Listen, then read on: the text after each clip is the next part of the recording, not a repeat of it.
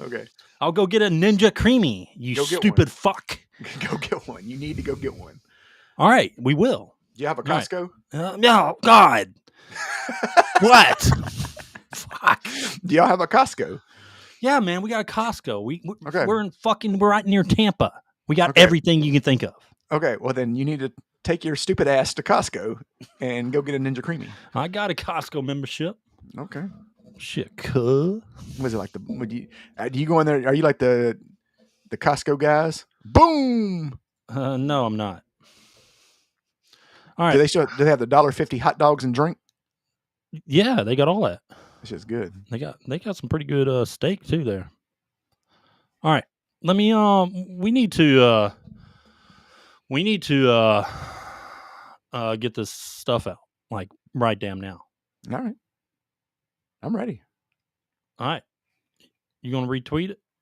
Or no. Oh, I thought you meant like we were ready to get to the podcast. I thought no, man. We gotta repost and stuff. Oh, I got it. Don't worry. I don't want you to get lost over there. Let me do it real quick. All right. Look at that. We got one viewer right now. Oh, there we go. What I'm talking about. Speak up or forever hold your peace. Got one viewer. It's a big podcast today. Y'all gonna be here for this one. Y'all need to be here for this one. You could tell by the way Ed's talking. He's on one. He's on one today. Not me. This might be more of an Ed podcast who goes off but he has reasons to. And we're gonna talk about that. Yeah, sure do. Got a lot of reasons to. All right. This is my favorite Ed. I've seen Ed like this. I haven't seen Ed like this a lot in his life. But when I do, it's always been great. It's always been a good time. The title of today's podcast is Reincarnation of Ubisoft, but it's not what you think. We're not saying, oh my God, Ubisoft's rising from the ashes. Because they're really not. No. But we're going to probably gloat a lot today and say we told you so, because we were 100% right, and we said it before a lot of other people. And you know what? And the thing is, we don't have to prove anything, because you can go back and check. And all those fucking live streamers you guys been watching, and those big guys you follow on X that just fucking lie to you every day. And a lot of them watch us. They just hype up Ubisoft, defend the shitty sales so far of Assassin's Creed Shadows. Yes, they do have shitty sales. Yeah. They do. Some of the Japanese sales have come out, and it's, oh my God. 17,000 in Japan. Incredible. In Japan. A Japanese game. Oh, but it's selling well. They have 3 million player base. Hey, what was number one on that list? What? What was number one on that list? Do you remember? I do. It was Xenogears. I mean, Xenoblade. Xenoblade Chronicles. Yeah, Xenoblade. Xenoblade is over. They're like at, what was it? Oh, fuck. Was it they're like 300,000 or something? Something like that, yeah. But sales, like they release their sales. You know why? Because they're not ashamed of it. Yeah. All right. We don't have. I'm not playing these game trailers. No, they probably suck. You guys want to see a Destiny 2 and Sea of Thieves crossover trailer? Yeah, Snorefest. Sounds boring as fuck. Whose idea was that? Like, hey, Sea of Thieves and Destiny 2. Let's do a crossover. Like, what fucktard said that? Like, thought of that idea. Hey, I like to meet him. I bet he looks like a fucktard. How about if I take Dragon Ball Z and mix it with Minecraft? That would be a great game, wouldn't it? Yeah, there you go. Everyone wants that. They probably would like that, actually. They probably actually would like that. Probably would. Your son will be all over that game. Yeah, so let's do let's see, YouTube. I need to do YouTube. All right. Let me tweet out YouTube. Let me put it on Facebook, Grant. Oh man. Yeah, today's a good podcast. Hope you guys stick around for it. He's been doing a lot of dunking. He feels like he's 18 again. Brother, I could dunk up until I was like 34. I haven't even played basketball since then, though. So I don't know. I bet if you try to dunk now, you'd probably tear your ACL. I'd shatter something, probably. Okay. Yep. Let me put that on our homepage. I bet what's funny is you go out there and you stare at the goal and you be like, I could still get it, and you don't even try it. No, I mean I really don't. I just don't. I mean I've done enough stuff in the Marine Corps that my body is just done. Yeah. What's funny is I was looking at a 10-foot goal because I haven't seen a 10-foot goal in forever, and I was like, man, this ain't 10 foot. This is like 11. Yep. All right. Let me go to Facebook real quick. Get this out. Let me pin this to our profile. You know? Pin it. You know, Grant? I do know. You do know? Okay. I don't know. No, you fucking don't. All right. Live now. Hey, you ain't gonna have no attitude with me. Oh, I'm gonna have attitude today. You gotta have attitude with everybody. I'm kind of fed up. Uh-oh. I'm done. I'm just gonna shut up. I'm not gonna say nothing. No, I mean seriously, dude. Like I'm fucking just done with all these fucking posers on social media and YouTube, all these streamers that think they know what's up and they just fucking lie to their audience every damn day. It's true. I told you guys straight up the truth last week or a couple weeks ago. The Rise and Fall of Ubisoft video. Go look at it. Yep. Last podcast. Go look at it. I told you the truth. Back in last, but no one wanted to hear it. I just got a bunch of smart ass comments from people that don't know anything about anything. Yep. I told you what was going to happen in Ubisoft. I told you the Tencent's plan and their long term plan right now. I told you Ubisoft wasn't going to be the same company it is. Yep. And it's not. Oh, they only own 25%. They only own 25% of the subsidiary. Trust me, there's a lot more in that deal than just what you think it is. Nobody gives $1 billion and owns 20 without basically selling your soul. Then you got this dumb fuck on Twitter. I forget his name. I think I bookmarked him. Actually, I'm gonna pull him up because he is a dumb fuck. Hold on, save for the podcast. No, this is the podcast. This is going to air. Oh, okay. This is going to be part of the thing. I'll play the intro music later, and we'll just have that. Okay. You want me to introduce the podcast? Not yet. Okay. Oh, Rhino. Here, I'm going to just share this dude. This guy's the biggest shill, dumb fuck. Everyone that follows and listens to this guy, you're a dumb fuck also. All right. So here's this dumb shit.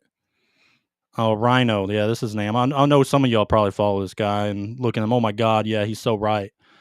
And then he's starting to spin everything about Tencent and Ubisoft deal without like giving you common sense. It's 10 cents or 10 cents. It's a fucking Chinese company. Oh, you think they just own 25%?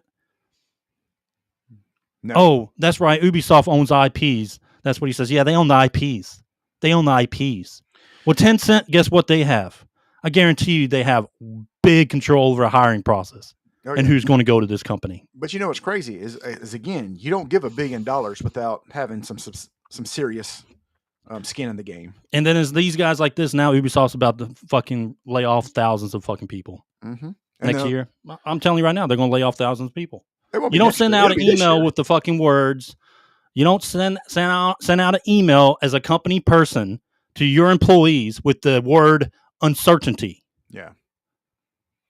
Without giving them a heads up, there's going to be some layoffs. It's not even going to be next year. It'll be this year.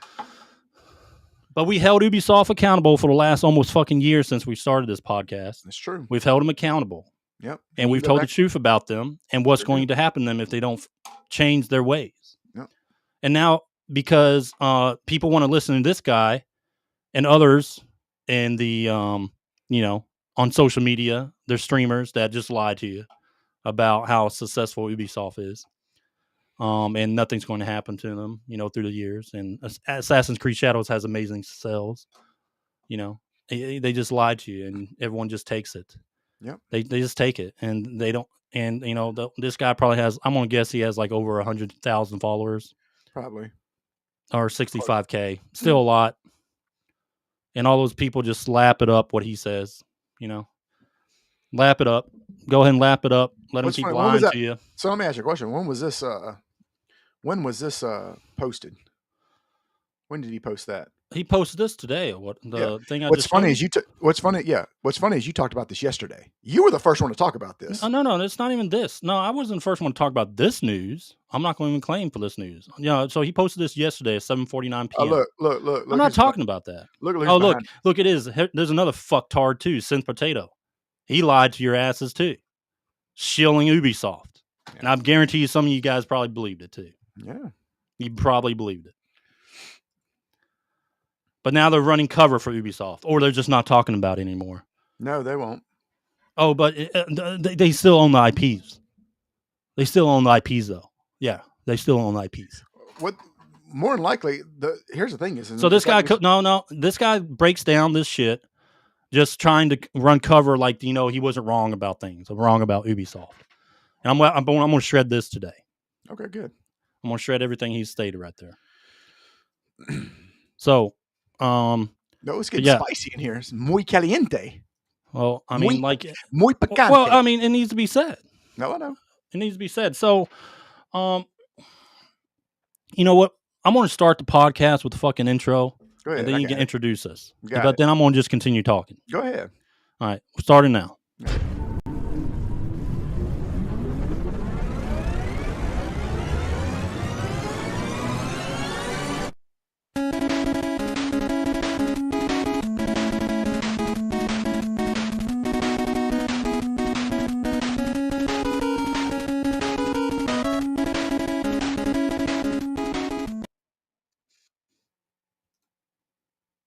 What's going on, everybody? It's your boy Grant rolling here with the DMG Gaming Podcast, and as always, I am joined by the man who is madder than hell.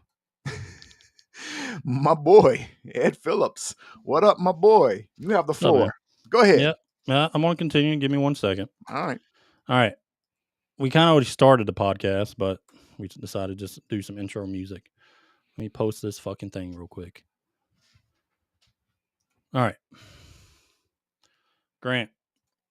Hey, the floor is yours. I'm just here. I'm just the sidekick. All right, so we were going to continue talking to Ubisoft. We're going to continue talking about the people that it is pretty much their fault that Ubisoft's about to probably lay off thousands of employees. Mm-hmm. And it's it's not just their fault. It's I would say accumulation of many things, and it's mainly, I mean, at the end of the day, it's Ubisoft's piss poor management. Oh yeah. But, it doesn't help for all these guys to run cover for this company. And, the recent game, Assassin's Creed Shadows. This podcast isn't about shitting on Assassin's Creed Shadows, okay? Yeah, I mean, it's just a good, it's another fucking, like we say all the time, it's another good Assassin's Creed. That's about correct. It. But the sales numbers aren't there. And we already told you guys that. But anyway, so this podcast is going to be, it's titled The Reincarnation of Ubisoft, right? Well, we're not saying it's, Ubisoft saved. We're just saying they are going to be a different company here soon after this Tencent deal. Everyone's like, oh, well, they have 19K employees and it's just a subsidiary. And Tencent only owns 25%. They only own 25% of the company. Oh, yeah. and Ubisoft still has their IPs, right? And they just think that's the deal. They really do. They just read the basic of the deal that was released to the press, and they think that's it. Like that is it. Like, so you telling me a Chinese company that put down $1 billion? Yep. That's it. They're just getting 25% stake of. You just think that's it, right? They don't throw that kind of money around for 25%. Oh, but I mean, that's what everyone's talking about. Yes, I mean, this is a great thing for Ubisoft. You know what's funny? It actually might be. But it's funny? Not, Ubisoft, again, still not going to be the same company they are. You know what's funny is we also said people are surprised that it's Tencent, but we said on the last podcast or the podcast before that Tencent had the first rights to this. Yeah. I mean, because you know why? Because we read it. We read the deal. Yeah. So, again, Tencent before this deal already owned 49.9% of the Derangement Brothers Limited or whatever that company is. That has I would say they had the 20% stake of the Ubisoft voting rights, and Tencent at the time only had 10%. Still high in the board. When all things said and done, it's still high. Oh yeah. But they put 25%, stake into this subsidiary, that's going to be pretty much all Ubisoft's major IPs are going there. Going forward, that's some probably time late 2025 when this is finalized or whatever. It's going to be just Ubisoft's major IPs, like Far Cry, Assassin's Creed, all that stuff. I think Prince of Persia was on there, right? Yep. All right. Anyway, but everyone is saying, "Man, this is kind of low. They're only getting 25%. There's more to it." All right. I mean, what? I mean, no shit. No fucking no. Duh. Like why can't you? Why does someone like this? Is how dumb these motherfuckers are on social media. It's how dumb these fuckers and streamers are. That they'll push this out and say, "Oh man, this might be great for Ubisoft." I mean, in the long run, it might be, but it's not going to be what you think. Yeah, Ubisoft is not going to be the same company, at all. All right, so out of all the shilling, through the fucking last year or two, I would say, of all these guys just continuously, shilling for Ubisoft and lying to you and putting out a bunch of, I would say positive stuff about Ubisoft. And then, then you have the I would say the mismanagement by Ubisoft at the same time. All that shit stacks together. And now Ubisoft is at the point that, yes, they're going to create this subsidiary, but they're about to lay off a lot of employees. Tencent is probably going to be part of the hiring process for this. So they're probably going to take certain employees from their main company, probably the best of the best. And that 2-hour video, when you saw the ending credits of Assassin's Creed Shadows, it's probably going to go down to 10 minutes or less. Yeah. Oh, yeah. So let me ask you a question. Out of the 19,000, how many people you think 80% get the axe? It depends what, I'm telling you right now, this was a lot of the part of the deal with Tencent. Yeah. There's something that isn't being said for Ubisoft to save face. Well, here's another thing. The Chinese company Tencent. Yeah. Let's remember who we're fucking talking about. Yeah. It's Tencent. Yeah. They're a Chinese business. They're about efficiency, and they don't really give a fuck about you. Yeah, and they don't care about your. They don't your pronouns. really care about your fucking company. They don't care about your pronouns. They don't care about your sexual orientation. At the end of the day, they want to either own you or make you more efficient. Correct. And they will move their fucking offices to China. Or both. They will close down Ubisoft satellites and everything and move that shit to fucking China. Oh, yeah. And there's something in this deal that isn't being said by Ubisoft, and probably Tencent agreed to it. And that's called a back-end deal, for those who don't know. That is not being said. That people, but it's so obvious there is. Mm-hmm. You know what I mean? Like, why is this surprising? Like, this isn't a conspiracy theory. Yep. This is common sense. So anyway, let me pull up this image, Grant. Let me go to our pictures. There it is.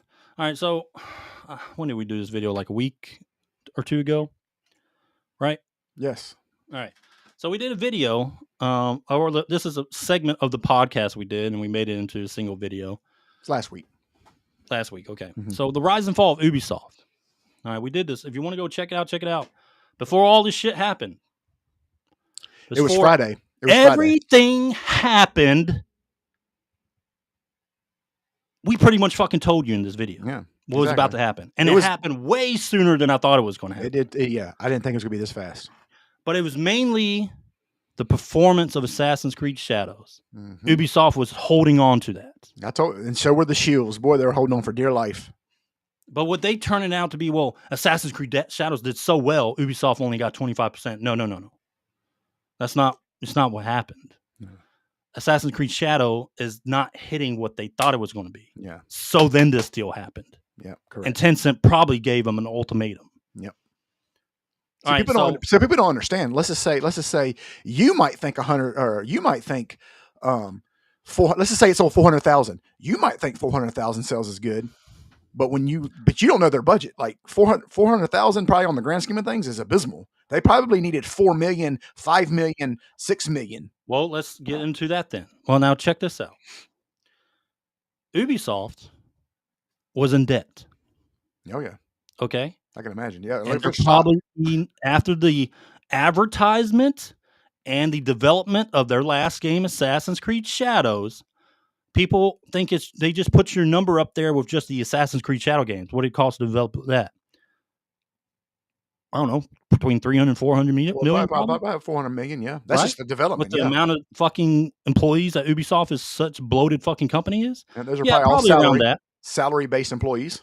Now, think about the advertisement that you've seen for this game. Dude, I told you about AEW, Wembley Stadium. Yeah. So the advertisement costs for this game were probably ridiculous. So they put a lot, and, let me tell you, man, when it came to all these game publications and all these, hiring Hassan, who's not a fucking game streamer. Yep. Out of all the people you hire some fucking dude that's on a certain political spectrum because you like that spectrum. Yep. And I'm pretty sure their some of their board likes that. Why didn't you give it to Asmongold? And Tencent's like, oh, yeah, I'm glad they did that. Yeah. They're just fucking foaming at the mouth this entire time. Probably for the last year they have been. Oh, yeah. But so anyway, they all this advertisement money they came out with, and you don't think, we see the debt that they're giving us numbers wise. So part of the deal that is published about this deal is that Ubisoft did this also due to their debts. Mm-hmm. Tencent gave them the money so they could do a subsidiary. So you think all you fuckers on social media, yeah, come at me, comment against me again. I'm going to just make you look stupid again. Yeah. Just like I did have to do yesterday. And on Facebook, I had to make you look stupid. You did because you don't use your fucking head. Tencent, $1 billion. Okay. 25% of a subsidiary. Mm-hmm. So you think Ubisoft, with them as currently in debt, they made this deal, and you think they're going to keep their company as it is now with this new subsidiary? Correct. You think they're going to keep 19,000 fucking employees? No, not at all. They're not. Not at all. But you know what? This is how people don't understand how deals work. I've been in business long enough to know back end deals and how things work under the surface. Let's just say, for argument's sake, that is just it. Let's just take all that out. Let's just say it is. What they don't understand is the back end deal is probably this. Okay, we own 25% now. We give you this kind of money now. If you do not turn a profit, if you do not turn a certain type of profit, we now own this amount, this percent, 45%, 60%. Now we now own this. We automatically get 60% ownership plus this type of money, and that's how they get in. Now we're going to take 25% now. We're going to give you one more opportunity to turn something. If you don't, then we now own 60%. That's probably what it is under the surface, but it's not that now. I'm just saying that's just for argument's sake. You know what I mean? Okay, so yeah, exactly. So. If you guys whoever's watching this video, if you guys could retweet or share it with people, because there's not a lot of people talking about the nitty gritty about it. Yeah. Or putting their face to something. They're not hiding behind a fucking cartoon picture or whatever. Yeah. But we're giving it to you straight, and we gave it to you straight last week and the week before and all fucking year. All year. You can go back and watch our podcast hits its year mark in May. Mm-hmm. All right. So we've been doing this for what? 10 months. Okay. Yep. Let's just say 10 months. We have 100% correctly predicted every single success and failure of every game that's come out in the last year. So anyway, in this Rise and Fall video, we mentioned a lot of things. But we also mentioned, we talked about what's going to happen. What's about to happen, when Assassin's Creed, because we were watching the, kind of like what was going on. We were watching social media, and we saw that Ubisoft wasn't giving those sales out, the numbers, and that was concerning. I mean, for them, it's concerning that they're not releasing these sales numbers for copies of the game. You say 3 million players, but you got to understand that's not 3 million copies sold. Correct. Okay, it doesn't work like that. Then we saw again, this is 75% played on console. Okay, fucking whatever. The Steam numbers also show you I would say, especially for a game like this, a game that was so highly promoted. Okay, the Steam numbers show you a lot, and it keeps dropping every day. Yeah.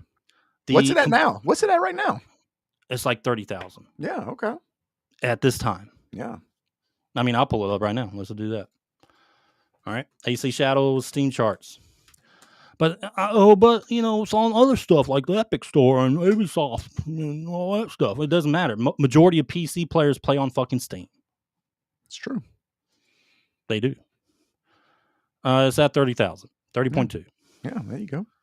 All right, so it's steadily dropping. Every day it drops. It dips lower.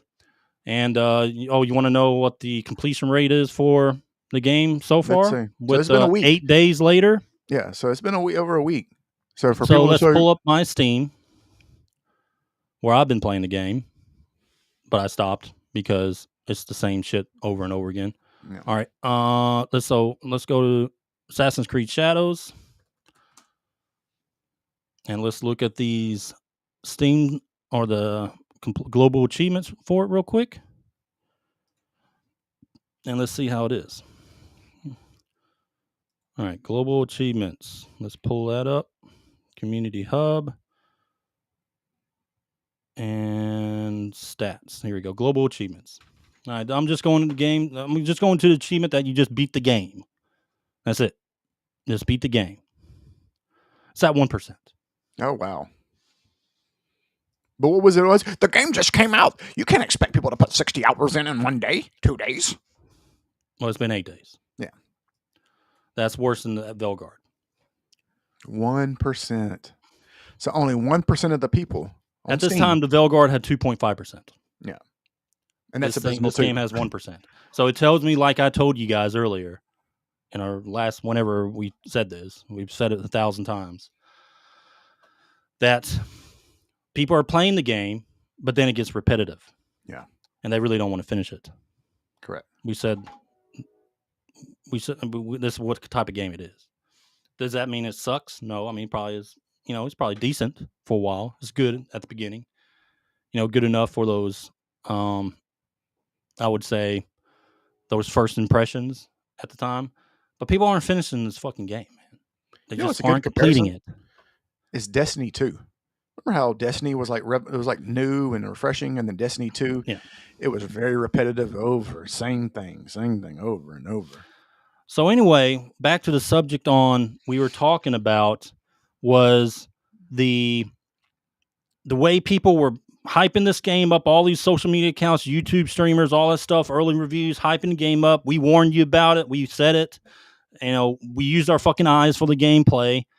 We knew how Ubisoft is a company as of right now, in the last 3 or 4 years, how Ubisoft has been. We kind of threw out the warning, hey, watch out, okay? This might not be, Ubisoft is in trouble. We said Ubisoft is in trouble. Sales aren't there. All the early reviews, all the shilling. And now what's starting to happen, Grant? People are starting to do that spin. Yep. Because they realize all that arguing that they did to prove the chuds wrong. The chuds. Okay. The gooners and chuds. Yeah. Now they're starting to spin back. Ooh. Exactly. In the game publications. They're like, ooh. This ain't looking good. GameSpot said what they say. What was it they said? They said Ubisoft, Assassin's Creed Shadows is not as good as Valhalla, and that's okay. Like, no, that's not okay, actually. It's not okay. All right, so I got Game Informer screenshot that I want to share. That's right. I forgot they're back. Not Game Informer. I'm sorry. The Gamer. I think they're called. Oh, they're even worse. Yeah, even worse. Okay, so let me go to my screenshots. All right, so let me pull this up. All right, The Gamer. Oh, wow. What? Assassin's Creed has always been bad? I would I'd 100% disagree with that. Correct. Assassin's Creed, there's been some fantastic Assassin's Creed games. What are you fucking talking about? We actually did a top 10 list on it. Yeah, we did. So The Gamer's all of a sudden coming out with this. I'm like, whoa, shit.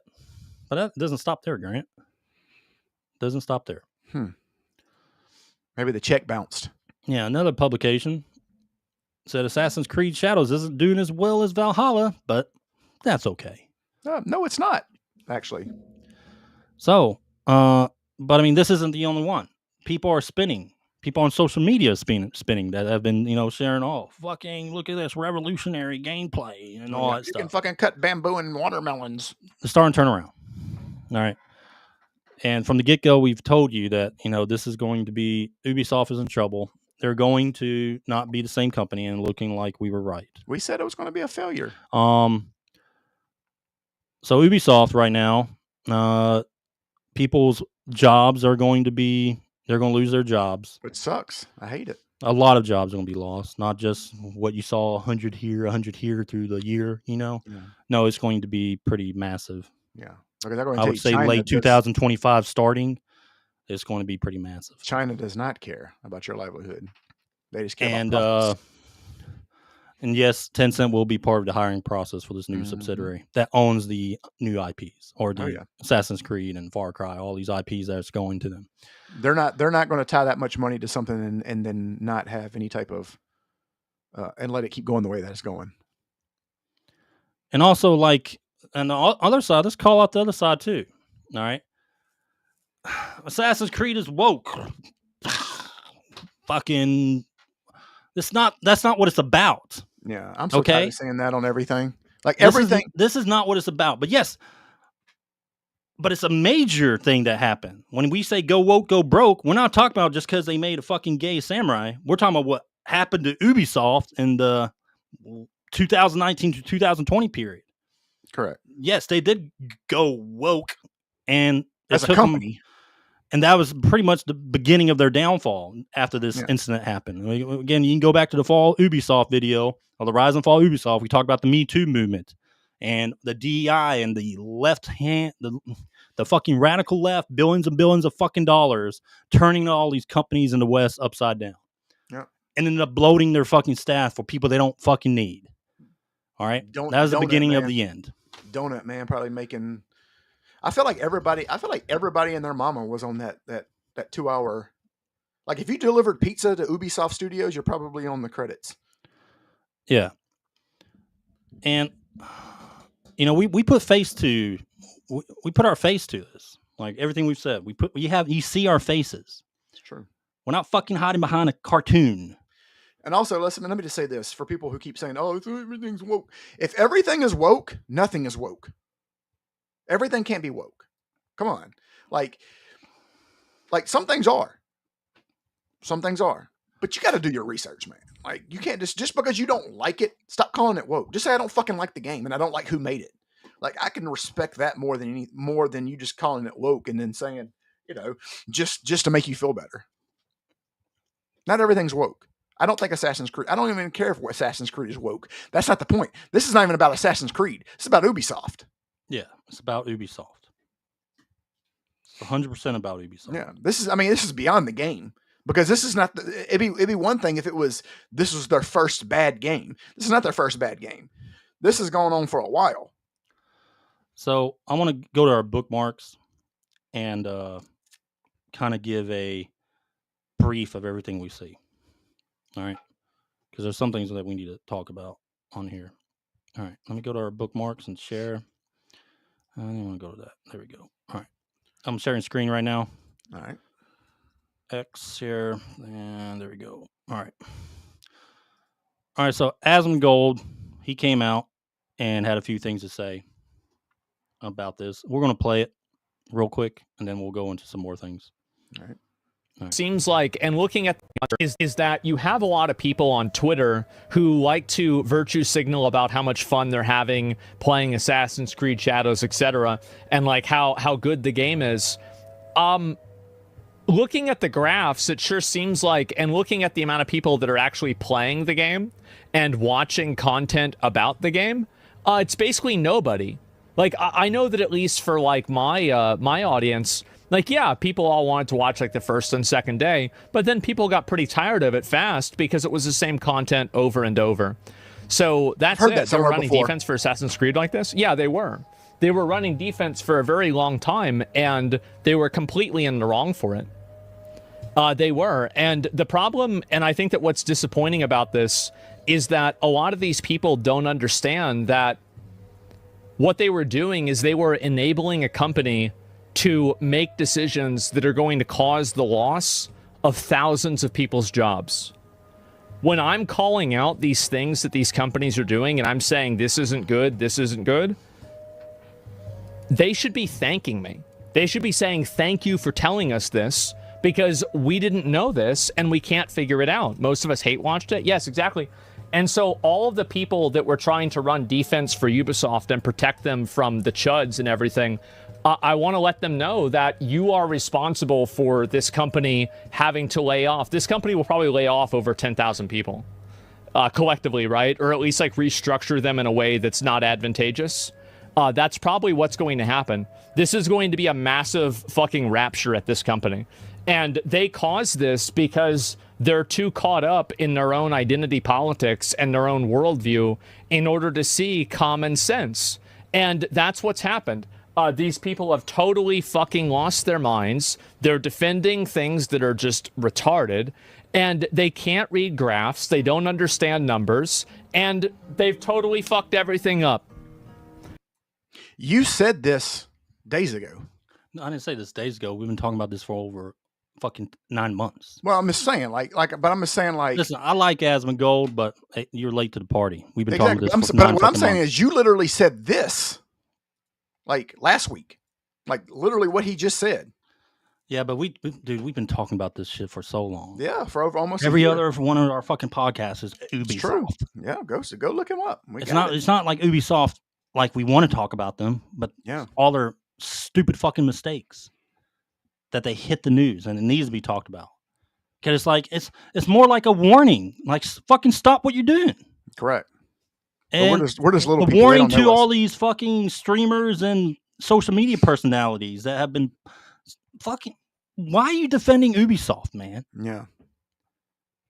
Like why? What's the point? Yeah, they don't care about you. But I mean, we don't have 1 million or 3 million fucking followers. We talk about this shit all the fucking time. It all boils down to this, man. They're going to defend Ubisoft because they look at Ubisoft as a fighter of the left. Because they don't want the Elon Musks to win and the Trumpers to win. Well, congratulations. Now you're going to have people that don't have jobs. That's what it boils. Everything boils down to politics. Democrat and liberal. I mean, liberal and Republican. That's what it all boils down. That's what it all boils down to. Always. Pretty much. If you're a Democrat, you're rooting for Ubisoft, and if you're a Republican, you're not. Simple. That's what it boils down to. And you got people like us who would really like Ubisoft to make it, but they're not going to because they can't get out of their own fucking way. All right, so let's talk about this guy. All right. Rhino. I don't know. I mean, I don't fucking follow the guy. You know what I mean? Yeah. Like, we don't follow this guy, but he constantly appears on our fucking feed. That's true. So anyway, he's talking about what he's doing is running cover for Ubisoft. Mm-hmm. He doesn't want to admit that he was fucking wrong and he was a dumbass for fucking shilling for Ubisoft this entire time. Yeah. Not hold them accountable, protecting their fucking employees. Tell them they're going down the wrong path when it comes to the stuff they're doing, management. But no, let's shield for $1 billion fucking company, Mm-hmm. Like, who fucking does that? Oh, but y'all do it for Tesla. That's what they'll say. That's their response. I don't fucking do it for Tesla anyway, but I don't care. We're about to talk. We're about to talk about Tesla here in a second, because that's another thing. All right. So anyway, let's get a few things clear. Now that's your first. I mean, no, there's nothing clear about what you're saying. You're just saying the basics of what you saw, and you're not being truthful about it. You're not fucking telling common sense thing. Oh, Tencent definitely didn't get a good deal here. Yeah. They didn't. Nothing happened with that. There's only 25% of the subsidiary. That's it. There's no other deals besides them just dropping fucking $1 billion. Well, I mean, let me ask you. Here's $1 billion, fucking Chinese company, and that's it. Like they're not getting anything. Well, let me ask. Yeah, exactly. Let me ask you a question, Ed. Let's say I own the company and you wanted to invest in my company, right? My company is failing badly. is losing money and my stock is at an all-time low. Are you going to give me $1 billion for 25% of a failing fucking company? I know. We just said this earlier. I know. Too. No, nobody's going to give $1 billion for a fucking 25% of a failure of a company, and keeping how they are now. Exactly. 19,000 employees. They're just here's $1 billion. I just want 25%, and I know you're going to lose it. So who owns and runs the subsidiary? Ubisoft. Well, technically, yeah. Technically, it's not going to be the Claremonts. Yeah, but what about the hiring process? It's just going to be Ubisoft. They get to pick who gets to work at the subsidiary. They get to pick the same people that right. Like, we're taking that right. I mean, let's just take out common sense. Let's throw it out the fucking door. Let's throw it in the trash. Jesus, man. So, Ubisoft is completely control of who they put in that subsidiary. No, they're fucking not. They're not in fucking control. Here's the thing: you could tell people who knows about business and who doesn't know about business. Does this mean Ubisoft needs Tencent's permission to make more Assassin's Creed games? What kind of question is that? Just Assassin's Creed games? You don't think Tencent's going to have any say so? Yeah. They probably don't need their permission to say, "Hey, we're going to make another Assassin's Creed game." But you best believe they're going to need their permission to what comes through. So this is what probably happened. Or how it's made. Yeah, you guys run the IPs, right? This is how the deal probably went down. You guys run the IPs, okay? Yeah, you guys have creative control over your IPs. Of course, you run this subsidiary all you want. Mm-hmm. But here's the deal.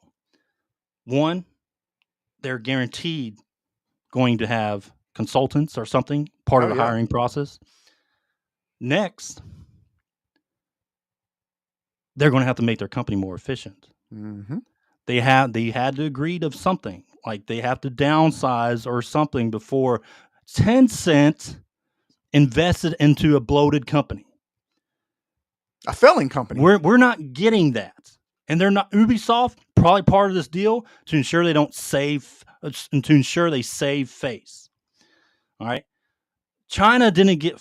I want to tell you right now, Tencent didn't screw themselves on this deal. No. All right. Let me tell you what happened.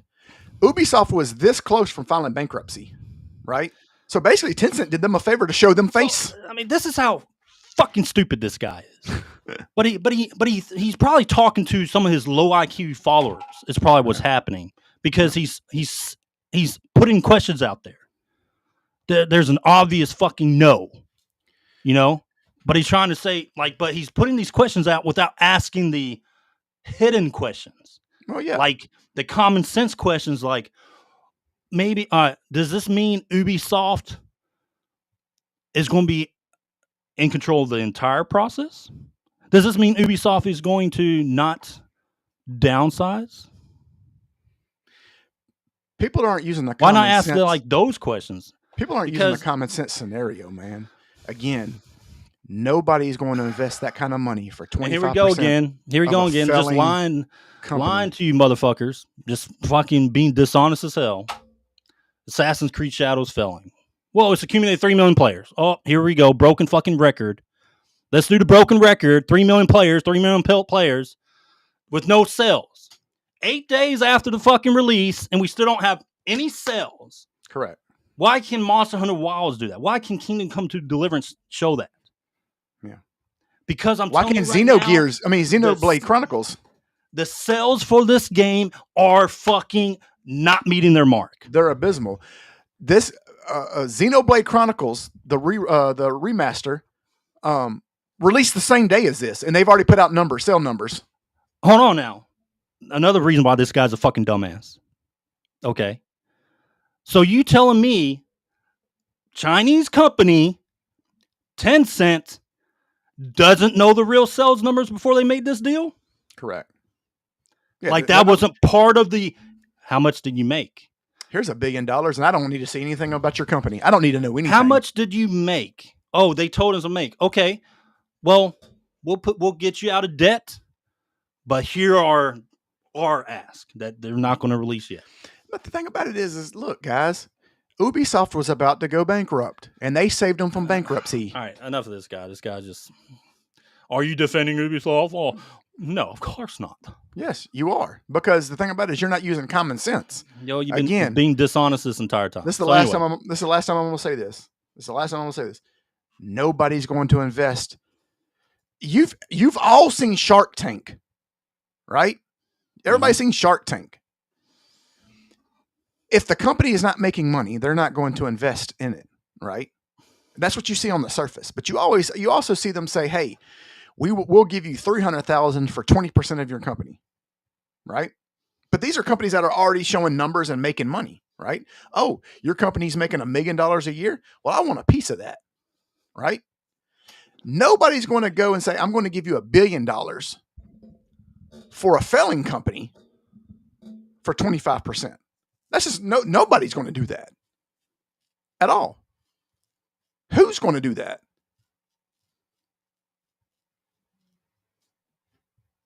That's a simple economic. That's a simple business 101. But that's the thing, Grant. People are still lapping this shit up. They're lapping up what this Rhino guy says. Like, this isn't this was a great deal for Ubisoft. Ed, let me just break it down for people. Long term, yes, maybe, but it's not a good deal for their employees. It's a good deal for the board of directors, and it's a good deal for Tencent. So maybe here's the thing is, maybe they're getting just 25% of the profits, because maybe that's all they need, because they got their hands on so much other stuff. But I guarantee you, it's not 25% of say so. It's probably, we got final say so. We've got it. We're in charge of this. We're in charge. We're going to make sure that everything's done 100% the way we want it done. And then, we'll take 25% of the profits. Another part of this deal was that's actually known that they released is Tencent has first bidding opportunity. Yeah. On Ubisoft. Exactly.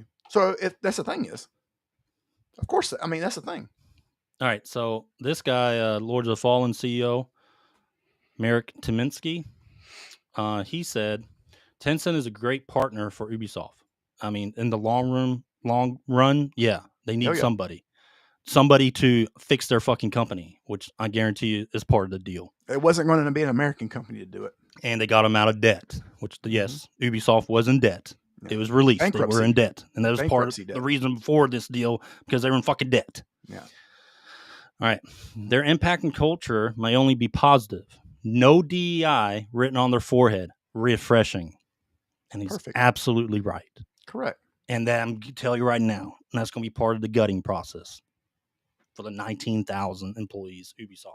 The 2-hour-long credits that they have at the end of the games. That's disappearing. That's going to go back down to 10 minutes. All right.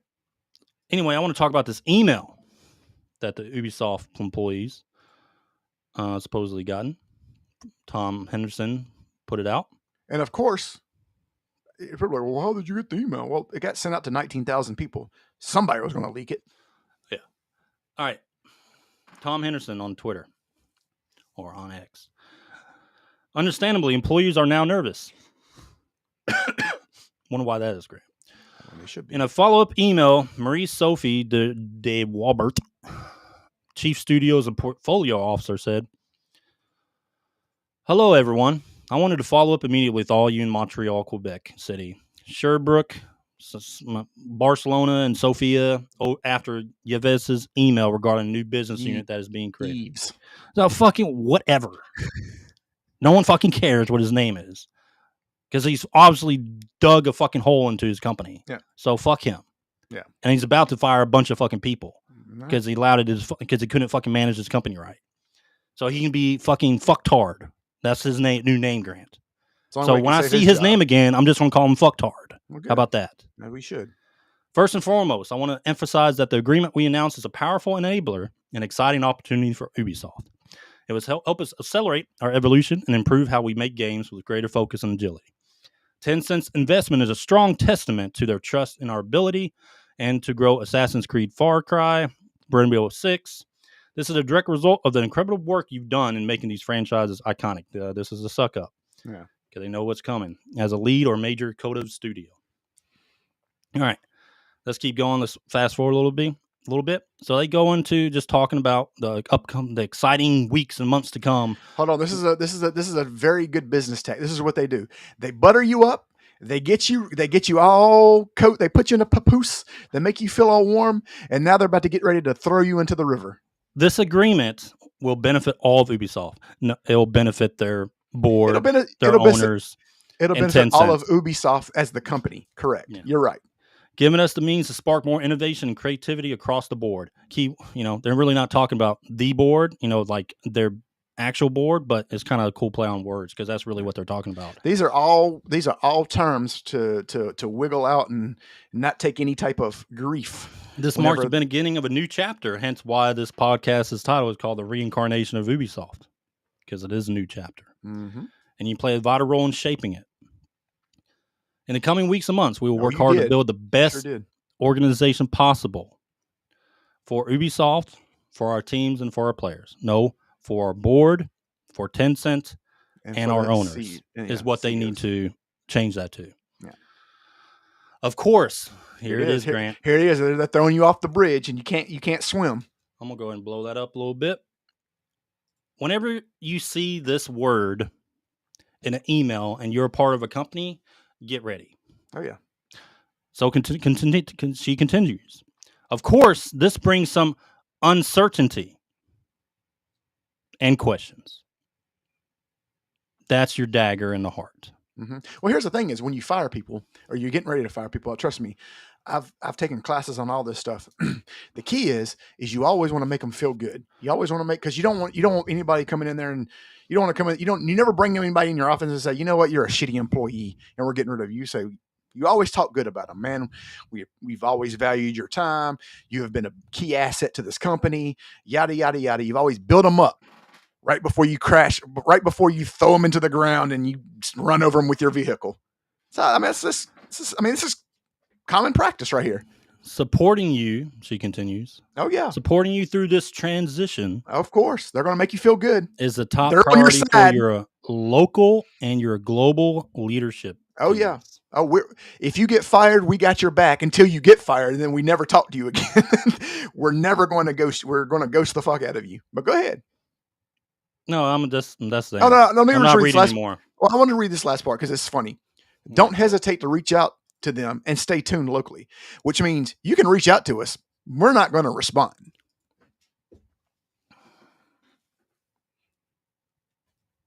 I mean, this is the classic. It's not you, it's me breakup. That's all this is. But go ahead and keep listening to. It's not you. It's not working out, Ed. It's not you, it's me. All right. But yeah, go ahead and keep listening, folks. Go ahead and keep listening to your little streamers that have been just lying to you day in, day out. Putting all these people jobs at risk because they were lying about Ubisoft. Your social media personalities, like we said earlier. What's funny is how people... Go ahead. They continue to lie to you. Mm-hmm. And you continue to fucking slob on it. Oh, yeah. Because these people are not telling you the truth. Because it is about politics for them and about a side. Yep. And they think they're in this anti-woke war, but while they're fucking boxed in by their fucking ideologies, I'm not saying, have your ideologies, but let's tell the fucking truth. People are losing their jobs. So people are being dishonest on social media, on YouTube, wherever, game publications. They're being dishonest because they have to align with their fucking ideology, left, right, whatever. And they're not giving you the aspect that's what's most important here, holding a game publisher, a game company, big fucking one like Ubisoft, accountable and all challenging their decisions that they've made horrible decisions in the last 4 to 5 years. And by the shilling that they have done for a major fucking game publisher, backing them up. Now, guess what? Or hold them accountable. Guess what? Now, thousands of fucking people are about to lose their job That's insane. Because you, as major personalities in media, whichever fucking media you're using, but you have millions of followers and you're not fucking telling them, holding this company accountable because you're boxed in by your fucking ideology. Now, thousands of people are about to lose their fucking job because you're a dishonest sack of shit. Correct. And if you didn't, you should have read this email. If you would have read this email first, not you, the Shields, then you would have known. As somebody who's been fired and fired people, it tells you everything you need to know. This is a firing. This is basically what this letter is saying is we're setting up to fire a shitload of people. And we're just giving you a heads up now so you can go ahead and prepare for it. This is basically, another. You should go ahead and update your resume. Go ahead. So this is more, these Assassin's Creed counts. I mean, I don't know who the fuck they are. But, I mean, this guy has been just not just lying to fucking people for so long, being dishonest about things, not holding Ubisoft accountable. But I'm guessing this guy has thousands and thousands of fucking followers. Click on it and see. And he says, I think this is a positive. Not giving you the reasons, like, there's nothing wrong with this. Like, this was just a standard deal. Like, it's just, it's day to day. It's not, it's a standard deal. Full creative control. Where does it say that at? How do you know that? Nowhere did it say that Ubisoft still remains 100% of creative control. I didn't see that. Did you see that? Did I miss it? Even Rhino didn't post that. Dude, exactly. It does not even matter if they even said that. Here's the thing is, they don't. I can go ahead and tell you, they don't have full creative control because nobody gives that kind of money to just lose it. And here it is. Now this is fucking hilarious. And before some idiot says it's because of shadows, it is. It's not just because of shadows. It's the dagger. It's the straw that broke the camel's back. I mean, Outlaws is the blame too. You know what? I'll agree with him here.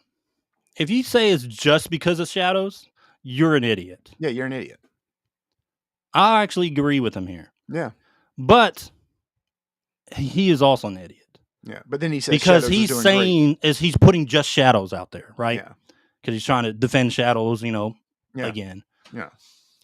Please use your brain for a second. No, how about you use your brain for a second? Correct. All right. And use common sense of exactly what this deal really means. Correct.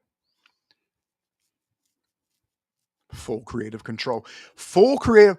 Ed, I'm going to listen to me, Ed. I'm going to give you $1 billion. You can do whatever you want. I'm just going to sit back and take 25%. And Shadows is doing great. What do you mean by great? Yeah, what's great to you is not great to them. Again, you said Shadows is a great game. Okay, we can probably middle ground there. Yeah. Okay, that's cool. That's your opinion. But Shadows is doing great. How?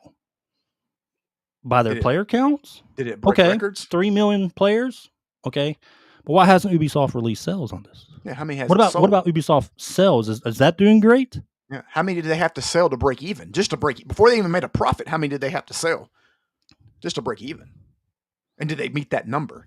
Let me tell you something. If it comes out, I'll make an apology video. If it comes out and they says Ubisoft sold 6 million copies and they only needed 3 to break even, then the game was a success. Then this guy would be correct.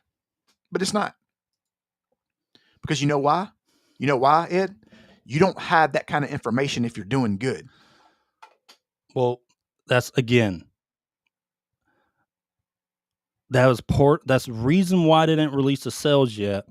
But again, they have those sales numbers because Tencent, when they came to the table for this deal, they would have that is probably the first fucking thing they asked for. Because if the sales were good, guess what? Tencent wouldn't be needed. No, Tencent, we don't need you. We're good. We can get out of debt ourselves. Yeah, because we made all this money. We made our money back plus more, so we're good. All right. Read the email.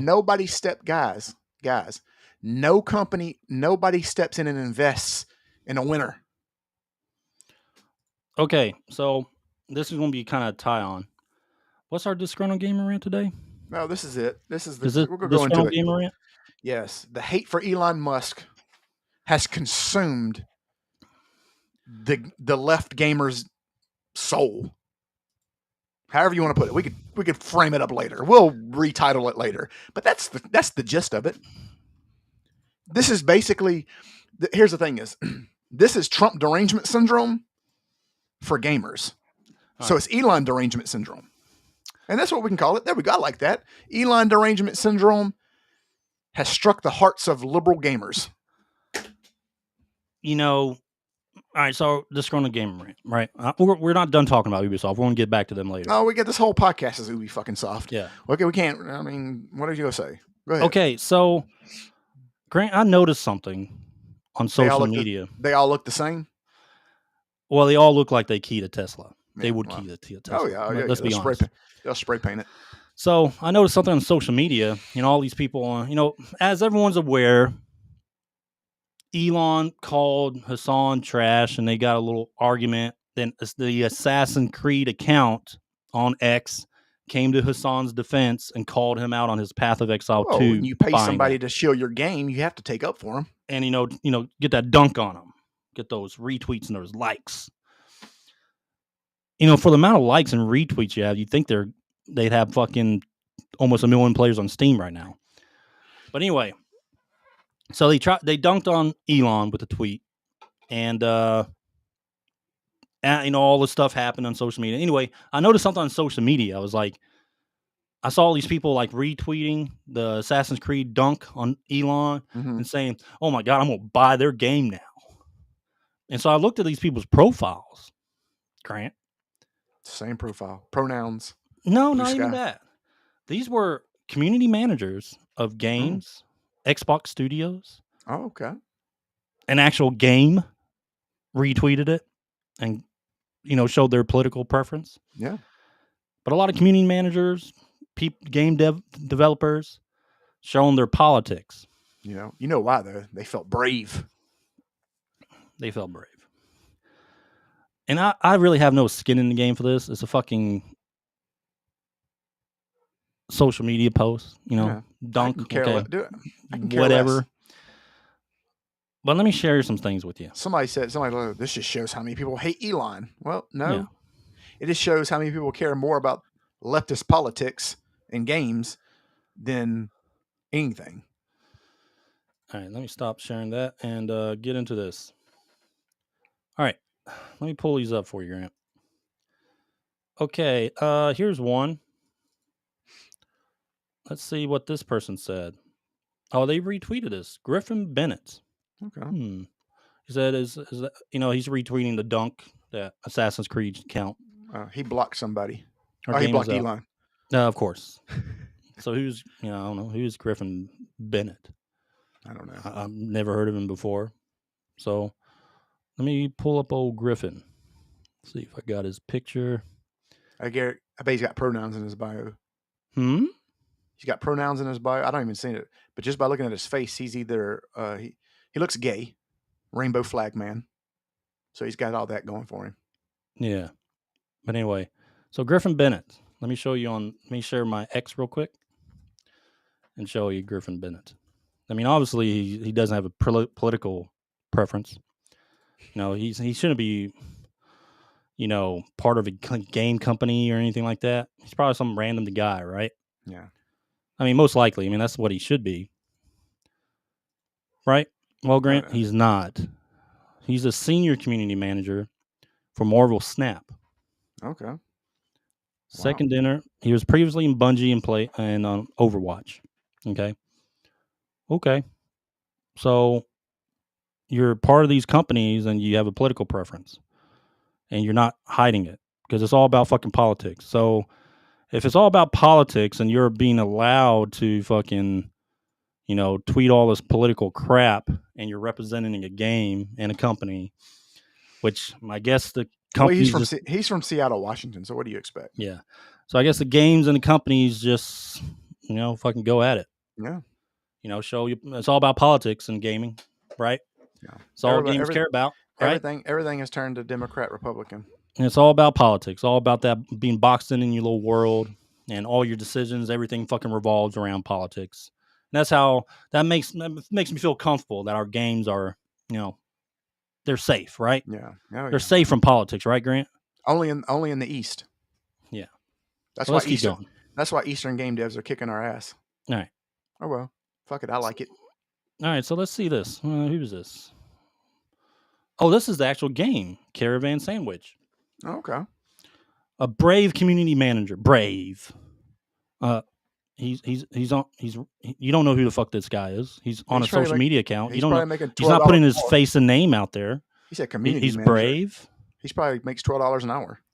Has finally convinced their boss. I mean, their boss is probably involved, all fucking soaked up in politics too. Let them dunk on the richest man in the world. Is this late stage capitalism?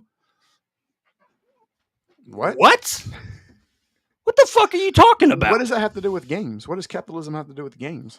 So a game that you obviously want people to fucking buy your game to make money, and you're competing against other games. So you want to try to make your game fucking good, and you're worried about, you don't think capitalism is good? You are fucking part of capitalism. So what are you talking about? What I don't understand is they're trying to compare Assassin's Creed dunking on Elon. So if you want to get capitalist about it, quote unquote, let's look at the stock charts. Whose stock's worth more?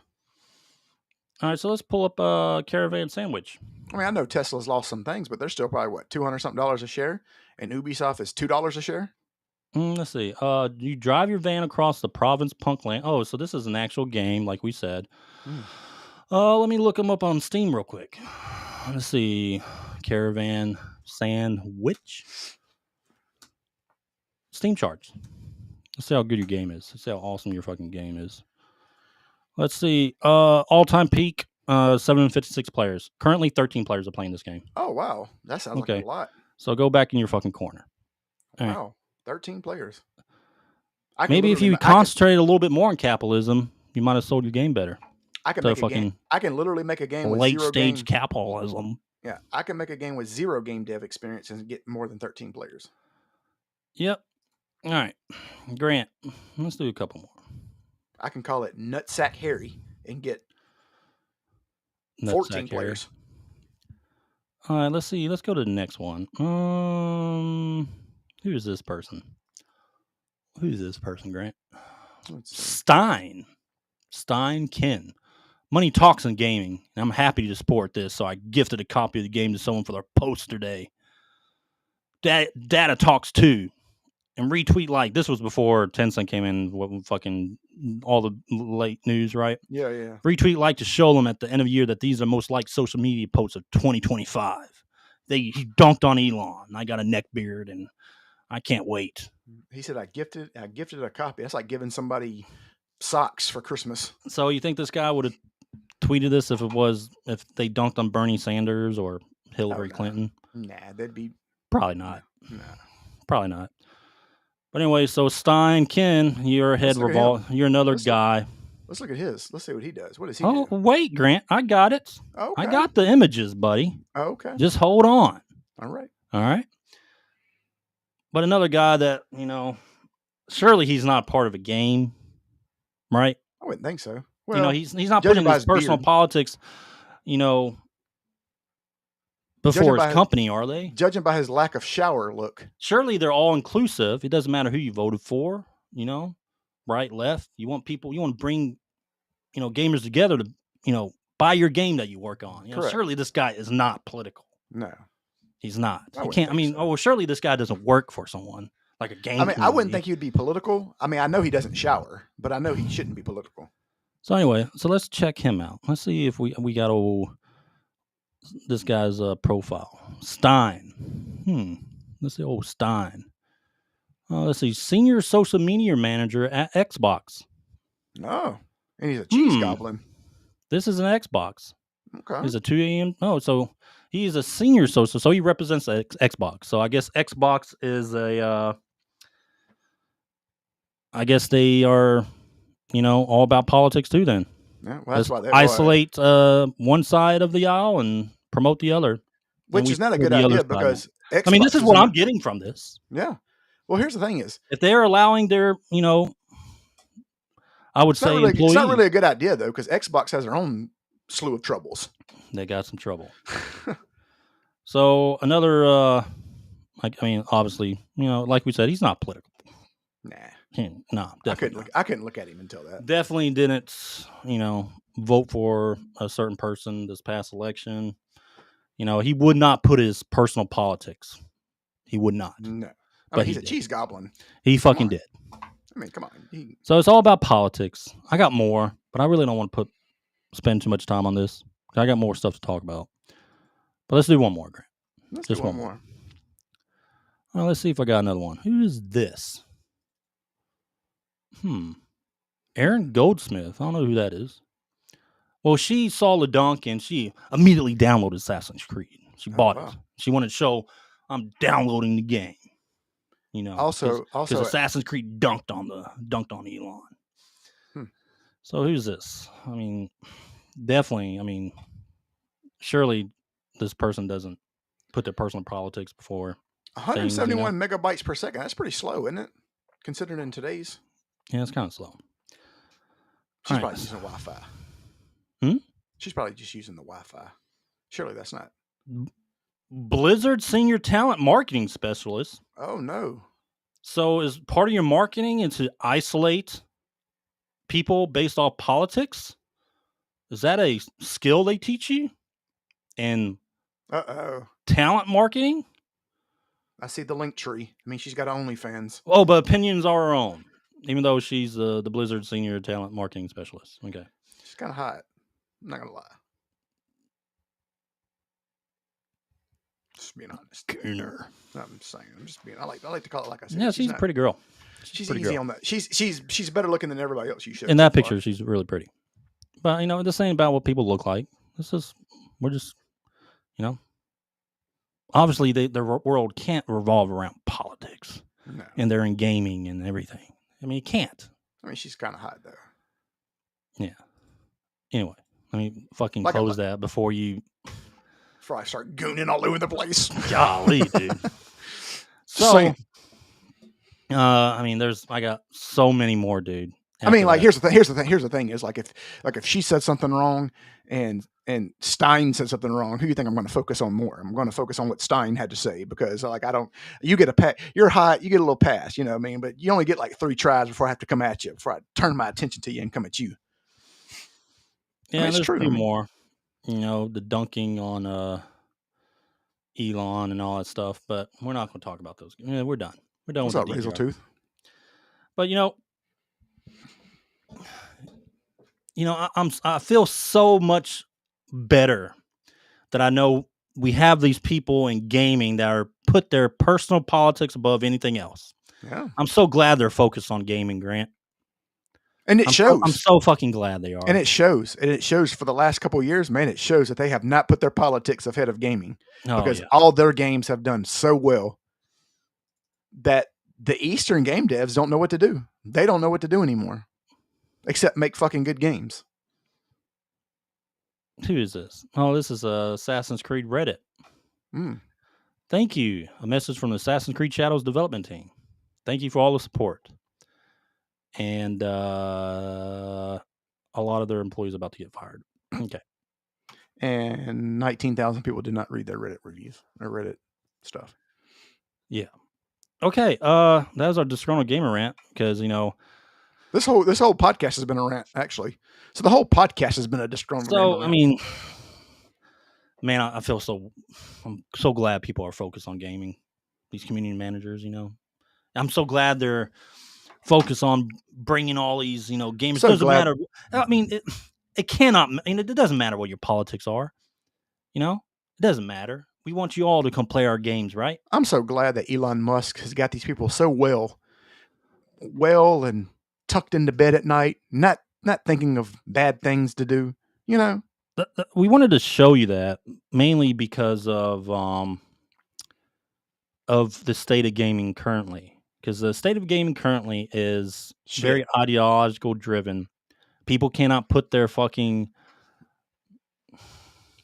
ideologies and just politics to the side. Yeah. And you can see that in a lot of the game development. Like, you have to have these check boxes in games from now on. Especially from the, your AAA and above studios. They have this checkbox now that is going to be in a game, depending on what the game is.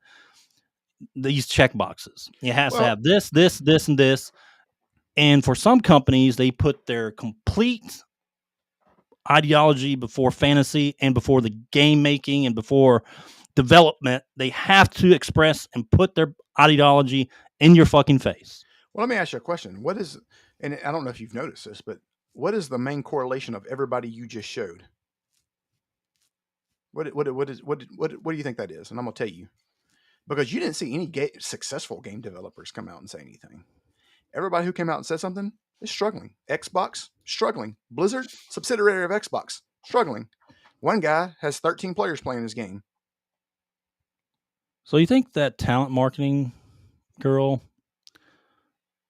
Can show her again? I don't know. I forgot what she looked like. No, I'm not. God. Do you think she can put her politics when it comes to talent acquisition, hiring people, finding people? Do you think that she can put her politics beside to one based off who she hires, or do you think she actually? I mean, I would say usually no, and of course she doesn't do that, right? No. But when you post shit like this, saying you're going to buy a game just because Elon Musk got dunked on, you know. But my thing is, did Elon really get? Here's the thing: it's kind of like if Elon doesn't care, did he get dunked on? That's the thing. Is like Elon's probably getting another girl pregnant at the moment. I mean, did he lose $1 billion? No, he probably made more money. And people act like, and people are like, "Oh, well, they're tearing up his Teslas." Super rich though. People don't understand that every time you don't give a fuck if he's rich. Yeah. All these other rich people, but they are on a different fucking side of the political aisle. You don't care if they get dunked on. You probably defend them. It's all about who he supports. True. And it's so tiresome that day in, day out, we see these people that represent these companies, these game publishers, these game companies, show their political fucking leaning. And they're not afraid of it. It's true. They're not afraid of any backlash from their company either. Well, like I'm all for freedom of speech. Correct. But you got to be held accountable, especially when it comes to a business and you are an employee of this business. Because you could have lost them 1,000 gamers right there by doing that. They'd be like, "Oh, I'm not supporting that." You lost them business and by your actions. And you don't know what's going on under the surface. They could by your actions, you lost that company money. Yeah, and well, here's maybe you gained them money, but I'm going to tell you right now, you probably didn't. Because you know what? A lot of gamers are kind of tired of this shit. You know what's funny is people think that every time you see these things of Tesla's getting, like the Cybertrucks getting keyed and spray painted on, guys, these things are insured. Elon Musk is not losing any money on this. You're not destroying his company. You're not. Everything is in. So, Ed, let me ask you a question. If you own a Tesla and I haven't showered in a week and I'm a liberal, right? Because that's mainly what they do. And I come and I tear up your Tesla. You have insurance on that. I'm going to jail, and guess what? Insurance is going. You lose no money. I didn't hurt you. It's something we've lost, I think, recently. It's called accountability and responsibility. And people think that, it's not their fault. Things have been pounding in their head day in, day out from news organizations, what they see on social media. They're sick, man. To think a certain way. They have a sickness. To have an opinion about someone based off dishonesty. Yeah. And a lot of this stuff is not even their own making. It's what they see or who they hang out with. My thing is this. The truth is they wouldn't know they wouldn't know what to support if somebody didn't tell them what to support. That's it. Yeah. But my thing is this. This is killing, at the end of the day, everything we talked about today, and we're going to hash this down until episode 1000. Okay? The goal of this is to put the fucking sirens on right now. Yep. Put the red lights up for the Western gaming industry. Because it is fucking dying, Yep. and it is getting swallowed right now, and it's going to happen. And who's swooping in right now? The Eastern game developers are coming in and cleaning up. And they'll continue to do so. Is making a huge entertainment push. Yeah. China, South Korea. Microtransactions, gaming. I mean, they know where money is at, and they want more money. Correct. They want to fund all their fucking shit. You can say what you want, but if they put out banging fucking games like Wukong, like Tides of Annihilation that we saw, they keep putting. If that is the regular, and they are just popping these things out. Kazan is great. The Western gaming, I mean, they're going to start doing. They're going to hit the businesses. They're going to swallow the Western gaming companies. Because what's happening now is there's going layoffs. To be less. Don't get me wrong, and we're not saying that there's no good Western game developers, but it's going to start getting less and less, and then they're going to get swallowed whole. I mean, it's just this is the purpose of us talking about this stuff. These Eastern game developers will come in and start buying these companies. But you guys continue to fucking listen to these streamers that are not warning this. They're not locked in. They're trying to prop up these Western developers thinking they are going down the right road. Yeah. They're not locked in onto what's going on behind. They're not holding them accountable. It's all about fucking money. Give me money so I can stream your game. Money. They're not holding these companies of like Asmongold is, you got some really good ones, some guys with millions of fucking followers. And they hate him too, so it doesn't matter. I wonder why Assassin's Creed didn't get him to do it instead of Hassan. Why do you think that is? You know why. Exactly. The same reason they had to dunk on Elon. Yep. This is stupid, man. So we're giving the red light out. Nothing's going to fucking happen. Western gaming will continue to go down this fucking road because they're circling the toilet. They're going to have all their fucking defenders and shields on social media and fucking YouTube just continue to regurgitate the same shit they talk about, lying to you, being dishonest. It's just going to keep on fucking continuing. Yep. And whatever. I mean, whatever.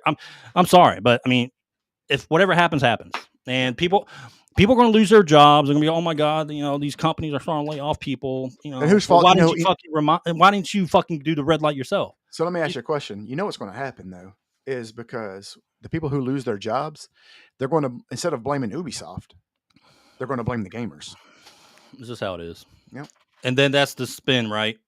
Then those streamers, the chuds caused me to lose my job. They get a hold of that too, and they say, "Oh, the gamers."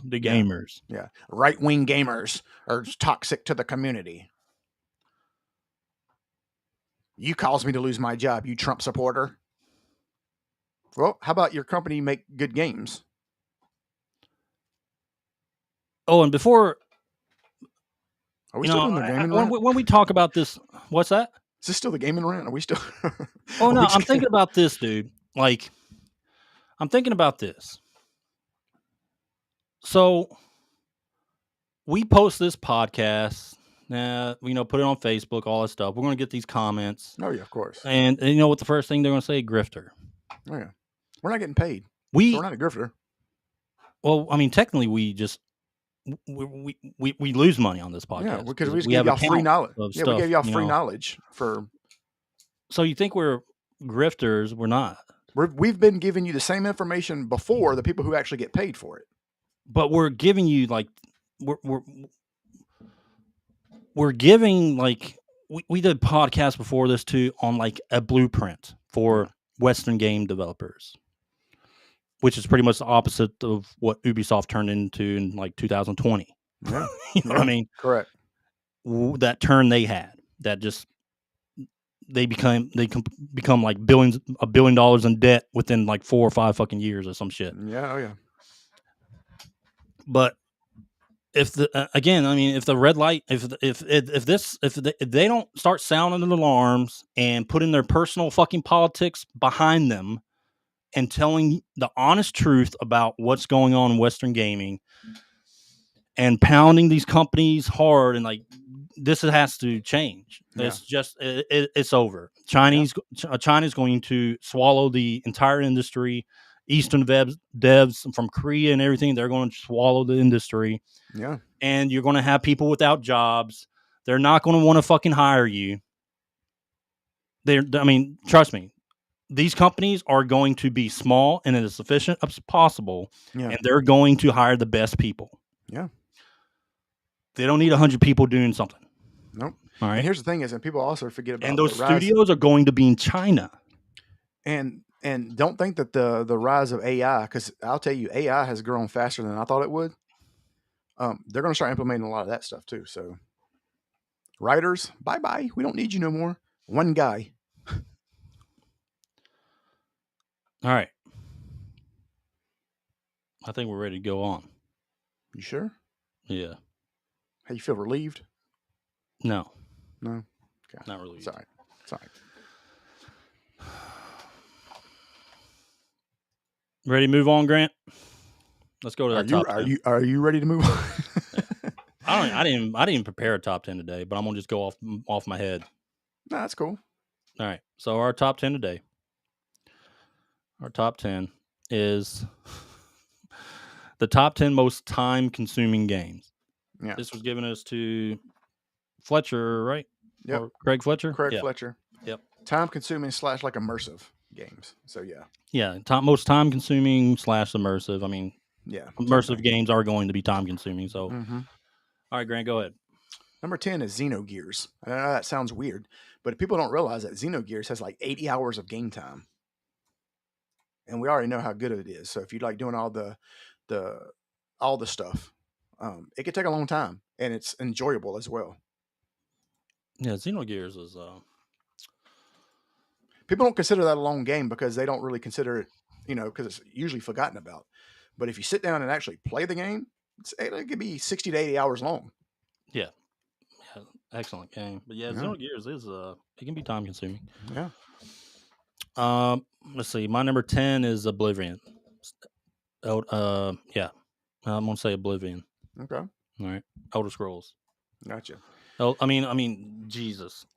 You can put every Elder Scrolls on this list. You can put every Assassin's Creed just about on this list. But I'm going with Oblivion. Yep. Go ahead. I'm gonna take one. I'm gonna take it back to the day.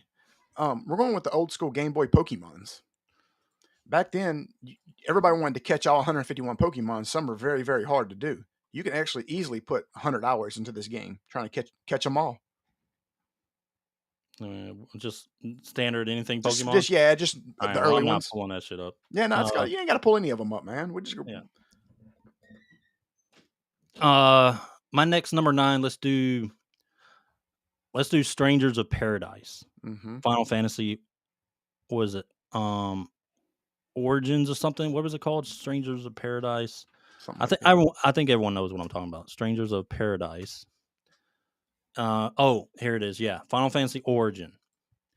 This was Strangers of Paradise was kind of like a play into basically like the before Final Fantasy 1. Yeah. Right. Okay. It kind of explained what happened before and how it got to the point with the Warriors of Light and everything like that. Gotcha. It's kind of cool, like a little spin. But this can be very time consuming because all the not only the DLCs or the expansions for this game, the missions that you can just keep upgrading gear, you can keep going to different difficulties, and it keeps getting harder and harder, and you keep getting better gear and upgrading your classes. I mean, it's time consuming. Yeah. But the kind of sleeper right there, I would say. I actually enjoyed this game. Believe it or not. I mean, some people didn't, but it is fun. I mean, it wasn't like your turn-based shit, right? It's more, I'd say, action-oriented, but I liked how you could switch the classes up. It was so easy to switch classes up. And the combination of, like, once you level up those classes and stuff you can get from those classes. But, I mean, I had a shit ton of classes in this game. And all your, of course, classic Final Fantasy classes, but added a lot more. But yeah, and I kind of like the story spin on it. It was very interesting to see a take on how the again, really, this is like in the timeline. This is the first Final Fantasy. Yeah. If you think about it. Yeah. Because it's explaining Final Fantasy 1 lead up to the beginning of the Warriors of Light. But anyway, go ahead. Next one up, and this I haven't played this one, but I just know that it's a long game. And it came out this year. Kingdom Come Deliverance 2. It is a long game. Yeah, so this is a game that you can easily get immersed into. I mean, I know enough about it. I mean, you can easily put 100+ hours into this game, trying to do everything. Yeah, I mean, I'm gonna pull this one up. All right, but yeah, Kingdom Come Deliverance 2 is very immersive. I mean, honestly, the first one is very immersive. Yeah, and time consuming. This one is, I mean, I played maybe halfway through it because I'm streaming all these other fucking games. Well, it's just so many games are coming out at one, you know. Yeah, it's bombarding me. But this is very time consuming. And it's, well, I mean, it's, you could play the campaign and it's still going to take a little, the story's long, but you can make this into a 100-hour game. Yeah. You know what I mean? Oh, yeah. Easily by doing doing everything. And part of that is because of the immersiveness. It's very immersive. All right. What number are we on? Huh? What number are we on? Number 8, right? This was your number 8, right? Yes. Was it? Yeah. Are you sure? All right. Yes. Let's see. My number 8. I'm going to have to go with Assassin's Creed Valhalla.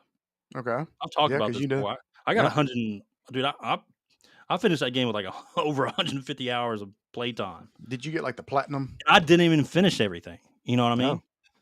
But I did play it when what was it, Ragnarok or whatever that last DLC was. I played it then too. So I played all the DLCs, but I didn't explore like 100% it, which probably would have taken like probably add another maybe up to 200 hours of playtime. You know? Yeah. So yeah, Assassin's Creed Valhalla. Very time consuming. Number 7, Persona 5 Royal. You can easily put 100 hours into this game if you're trying to follow, you know, doing all the max out the relationships and uncover every secret.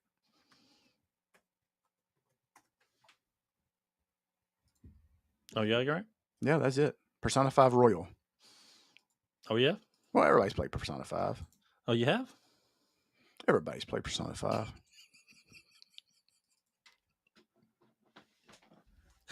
Shut the fuck up. Everybody. Shut the fuck up. Everybody. Yeah, Persona 5 Royal, a lot of time. This one, you can prolong it. Like, there's the underground areas.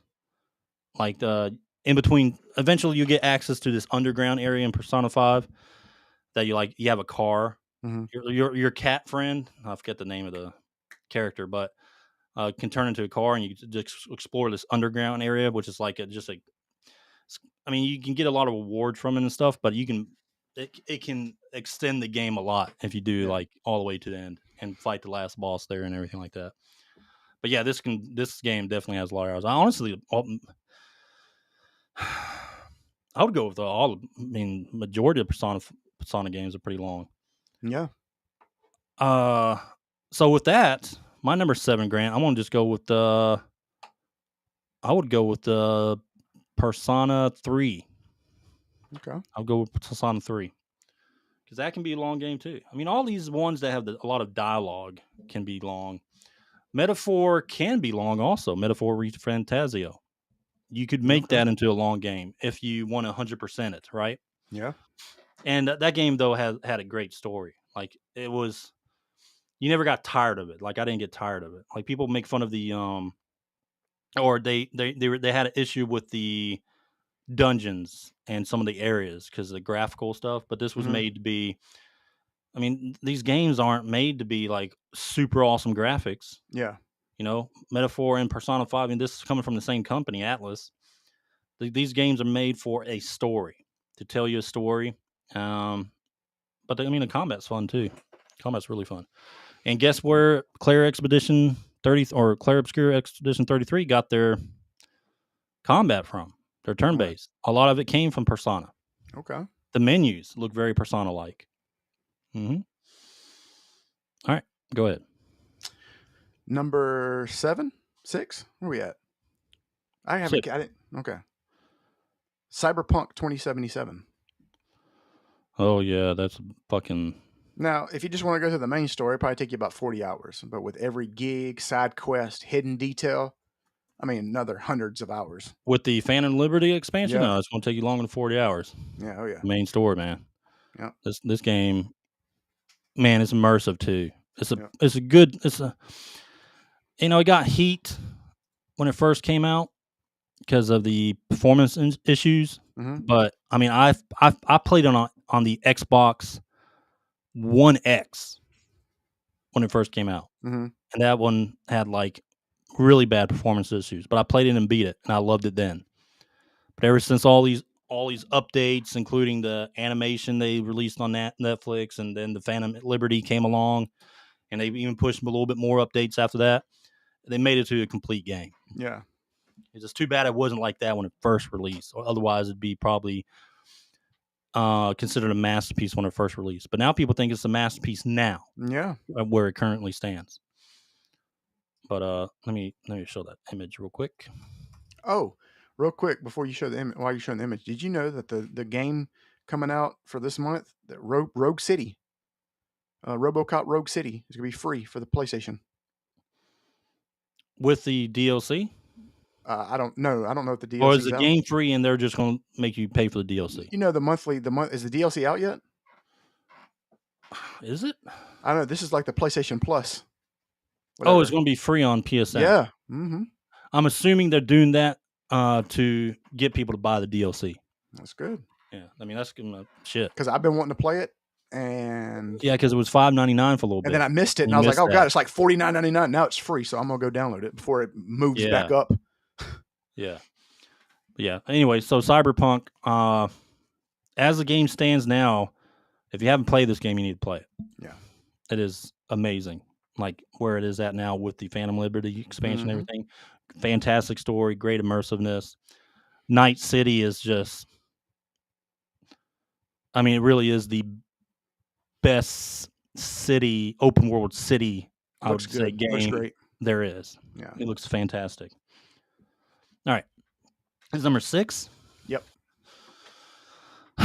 Let's see, number 6. Where would I go with this? I would probably go with I would actually go for this one, Final Fantasy 12. Okay. Because Final Fantasy 12, the story was average lengthwise, but with everything you can do in the game, all the secret stuff you can do, all the side content, that game can be very long. All the boss? I mean, what do they call it? You had to get the jobs. Yeah, all that, and you can go exploring the areas and like try to 100% the game. That game is, I wouldn't call it immersive, but it can be very long. And it's actually pretty. People didn't like the combat, but I actually liked the game. I liked the story and eventually I started to like the gambit system. Yeah, but that would be that's my number 6. Number 5, Final Fantasy 14. I got this on here because it takes 200 plus hours just to get through the first game. It seems like, at least it did for me. I fucking hate that. Shit, I would make this my number 1. This fucking campaign for this game, dude. Just the first, like the Realm Reborn. I mean, this has to be the longest game out right now. Besides maybe, I mean, because you literally, unless you buy the skips, right? Yeah. You have to play all the scenarios. Oh God. You have to. I've yet to make it to the second expansion just because the first one is so. So without buying the power-ups or whatever. I might eventually do it and just buy it. Fuck it. Yeah. Just so I could say, hey, I got to finally got to the second expansion. Yeah, so I mean, really it is. I mean, you could easily case top 5. But, well, all these ones I got, you could probably make number 1. I mean, easily. But I'm just thinking about most time consuming. Oh no, I got one that's probably on par with this motherfucking thing. Just the story.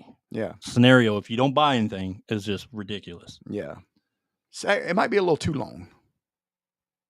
At least the Realm Reborn is. I say that's the thing. Like once you get out of the Realm Reborn, the story's a lot better because you got Heaven's Ward. Man, that's fantastic. Well, I've never been out of it. Yeah, you never got. I'm stuck in Realm Reborn purgatory. Yeah. And I mean, it gets really good. Dawn Trail, no. Yeah. All right. It's my turn now. Yep. Number 5. Shit, I would just say this one, but go ahead. Let me do it. No, I want to think of a different. I want to try to get something off the top of my head that I played maybe recently. I don't want to put that one yet. I got one. I got a good one, but I don't want to put that one yet. I'm gonna go with hours, time consuming. I'm gonna go with Bloodborne. Okay. When all's said and done, it's really not that long of a game. You know what I mean? Yeah. Like if you are really good at forgetting, you've always played Souls games and stuff like that. Besides Demon Souls, Bloodborne was one of my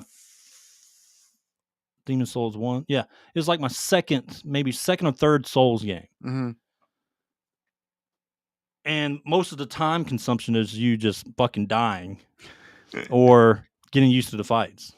Yeah. Oh yeah. But if you like one shot everything, or, you beat the bosses in a row nonstop and never die, then it's actually a short game.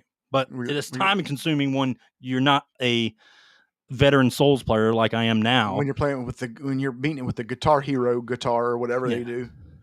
But I also wanted to put games I enjoyed at the same time. So I would say I'd go with Bloodborne. Okay. Number 4, Elden Ring. Same reason, except I probably put in 100 hours of just dying. Probably, yeah. And the thing about this game is there's literally you can do it. You can go everywhere. So if I see like a door, I'm going in there, going in the cave, even if I'm not supposed to be there, and I'm exploring that, and I'm away from the main story. Like this is the type of game that can get you away from. If you want to explore everything, you can get off the path of the main story very, very easily, even very quickly. Yeah. But you also spend half your time dying. Yeah. My number 4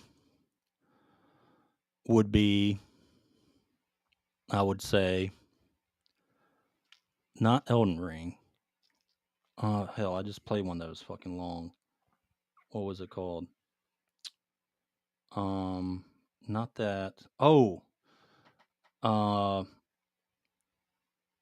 Diablo 4. Okay. Time consuming. Yeah. 1 second. I'm gonna go to my Steam real quick, and I want to see. Yeah, I know. Yeah, I like to see that because you put in some time on it. I put in a hell of a time on it. So let's see, Diablo 4. I actually took it off because of space. Well, for space, I'm still waiting for the next season. So, library, Diablo 4. Here we go. Yeah. Oh my God.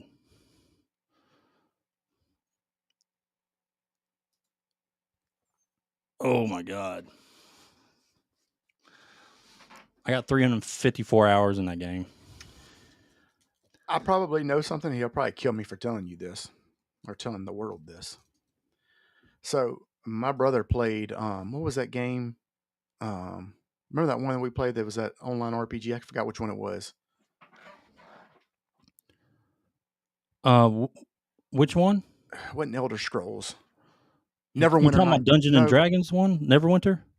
Is it Neverwinter? Yeah, Neverwinter. Yeah. So he got immersed in that game. We're talking about like early Warcraft. I know, he was hardcore with that thing. Yeah, dude. And one time he was like talking to me and he showed his screen or whatever. He didn't mean to or whatever.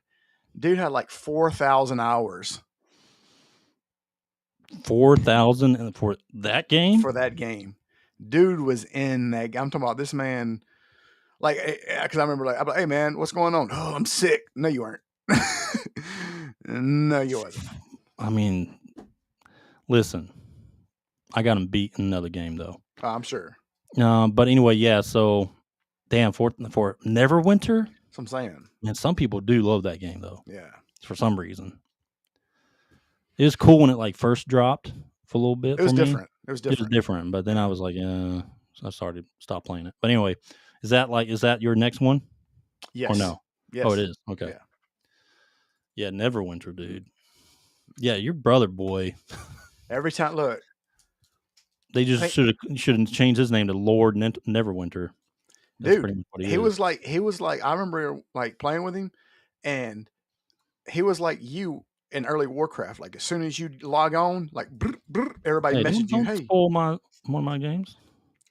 Well, that's my number one. My games, buddy. It doesn't matter. That's number one. Everybody knows that. Let me pull up this Neverwinter picture. Oh, this is a horrible picture. Like, yeah, this game's like dying out. I think can't find a damn good picture for it. All right, yeah, Neverwinter. That is, yeah. Is that for your brother? Was that? Yeah, that's a shout out. That's a shout out. Put 4,000 hours into a game. So was that number 3, right? Or number 4? Number 4? I don't know. You sure? How many you got left? I didn't write this down. I got 2. I got 3 more left. 2 more left. 2 more. So we should have wrote this down. Number 3. Yes. Sure. Sorry, we might have 9. Well, I can't remember. We didn't write. I just wrote them. I didn't. We'll find out here in a second. Yeah. Or is it number 4? I don't know. Whatever. I'll just make up one, and you just keep going with your list. Let's see. Uh-oh. Finally. What's that? Finally, we got rid of your face. And I'm about to be back. And you're lagging, but that's okay. No, I'm sure I am. No, you're good now. All right. God, my camera's like bright. That's like 7. It's like 460p. All right. What would I pick next? Game that I played a lot of. Why didn't I think of this? I should have said this earlier. Hell, I should have said like many of them. I mean, this can be all top 10s too, almost. Monster Hunter World. Yeah. Okay. I put in God, dude. Monster Hunter World, including the expansion Iceborne. I had to have hit like 500 hours on that. Yeah. Golly, I had like everything crafted, all the max stuff, tons of material. I mean, it was just ridiculous. But yeah. So are we going with that was number 3? Oh, whatever. Just go with your next one, Grant. All right, number 2. Number 2, right? Yeah, go ahead. It's Elder Scrolls Skyrim. Skyrim, yeah. That was actually I would put that up there. I mean, you could put hundreds of hours into this game. Yeah. I'm going to go with Skyrim too. Yeah. But that makes sense. My real number 2 is Elden Ring. Gotcha. Okay. I got playing time in that. Dude, I mean, like, even after beating everything, I just went around and tried to find everything. Everything, absolutely every piece of equipment I could find that only drops off certain monsters. I did that. All the collectibles, 100% the story. You know, I spent 2 weeks just leveling up my character, trying to do that hack where you kill the bird and he jumps off the ledge or whatever. Yeah. Oh, shit. Oh, boy, our boy Steam Boo's back. Oh, Stream Boo. What up, Stream Boo? Oh, is it Stream Boo? I thought it was Steam Boo. I think they changed it. Did they change their damn name? That's how you got around it. I love how they use those stupid characters. Best viewers on streamboo.com, and it's like a space between the. he got around your band. No, that's another guy. Let me just block this guy real quick. Bye. All right, Grant, what's your number 1? Same one as yours. I guess your number 1. Yeah, it's World of Warcraft. It is World of Warcraft. This was the ultimate shit your pants game right here. Yeah, like South Park episode looking. Like when this game came out, there's never been a game before in the history that's caused divorces and ruined people's lives, bro. And people got fired from their jobs. People got divorces. People got to make that raid, dog. You can't be late for that raid. People fell in love with other gamers and cheated on, and all this other stuff. Like, I've never seen a game like that before. But for me and Ed obviously put way more time into it than me because he was actually really good at it. But I put in my fair share of hours as well. And I've probably put in, if I was to estimate early on, I probably put in over 500 hours total early on. That's small numbers. Lightweight. I know that's small numbers, dude. You put 500 hours in a day. No, so let's see, when I quit playing. Go ahead and give them the timeline how you were the number one warrior on your server. Yeah. But anyway, this was before they started to do the shared server thing, whatever the fuck it is now. But anyway, I played the world pretty much since its inception. I played Burning Crusade, Wrath of the Lich King. What was after that? Cataclysm, right? Yeah. And then Mist of Pandaria. Yeah. And what was the one after that? Dragonflight. Was it Dragonflight? No, I think it was either Warlords of Draenor. Oh yeah. Or Warlords of Draenor was before the Panda, I think. No. You sure? It was not before Panda. I am 100% positive, brother. Okay. It was not before Panda. I thought, whoa. Yeah. Whoa. Pandaria was after Cataclysm. Okay. All right. Go stay in your corner, bro. I am. I'm not just going to shut up. But yeah, so it was either Warlords of Draenor or the one with the Legion. Or maybe Legion was after Draenor. I don't know. But anyway, I stopped at one of those two. I played both of them, but I can't remember which came before. So imagine that. Yeah. I did all the raids. Eventually I started as a noob, worked my way up. Someone was like, hey, I on our server back when it was just single servers, I tanked like a few dungeons for this one healer, some, holy paladin or whatever. And I was I was a prop warrior. I fly, just straight up breeze through all those dungeons fast as fuck. And then this was like Burning Crusade, I would say. And then he was like, he told the guild about that, and they were the number one guild on the server at the time. Yeah. They were big time, like fucking schedules, standard with your big guilds. And they told him, hey, we need someone to tank. This was during Wrath of the Lich King, actually. This is when I got real big. Uh-huh. I was part of like decent guilds in Burning Crusade and Vanilla, decent ones. Mm-hmm. But Wrath of the Lich King, I got into the big one. They were like, we need you to tank heroic. What was it? Oh, this is before Discord. This is when you had to use Ventrilo. Remember? Yeah. It was heroic. The tournament one before the Ice Crown Citadel came out. Okay. That tournament you had to do, and you just fight, and at the very end, you drop down in the hole and fight the bug, that fucking whatever it is. And I fucking never even tanked the damn regular raid, dude. But it was a tricky fight because I had to pull the bugs and stun them at a certain time before, their main tank was tanking the main guy, but I had to pull these bugs and stun them before they casted something and one shot at people. Mm-hmm. First fucking go, dog. We down it. As soon as I enter, like I joined their guild and then I immediately go into the raid. They're like, oh my one God. Shot the fucking thing. And the funny thing is the tank that I was replacing for the day, he wasn't available. This is why I came in. Yeah. Their secondary tank, they wiped on this thing for 2 weeks straight. Oh, damn. And I walked in there and fucking we one shot the damn thing. Like their first attempt. And my first fucking real like heroic raid. And then rest is history. Man. But then I came back I skipped like all the other ones and came back for fucking what was it? Dragonflight. I played Battle of Azeroth, which was actually a really awesome expansion. Yeah. Actually a legit expansion. I played that for a little bit, but I was just kind of done with the Warcraft scene, Yeah. I was losing interest in Dragonflight. Played it for a little while, got in part of another good guild, and they were like, I played with them just for a little bit. I was just tired of the game. Yeah. Losing interest just steadily. But yeah, dude, thousands and thousands of fucking hours. If I had to play a game that was close to that, it would be Ultima Online. Why didn't you put that as your damn number one? That's my tie number one. I'm just saying, Dude, you probably got as much time in Ultima as I had in Warcraft. Yeah, easily. I mean, easily. Yeah. I mean, I remember I dropped out of school a semester because I had to. Oh yeah. I mean, I didn't drop out of school. I canceled classes. Like I was like, all right, this class is taking up to my priorities, time. Bro. Yeah, priorities, right? I was like, you know what, day classes is not going to work. I have to move this to night class. Yeah.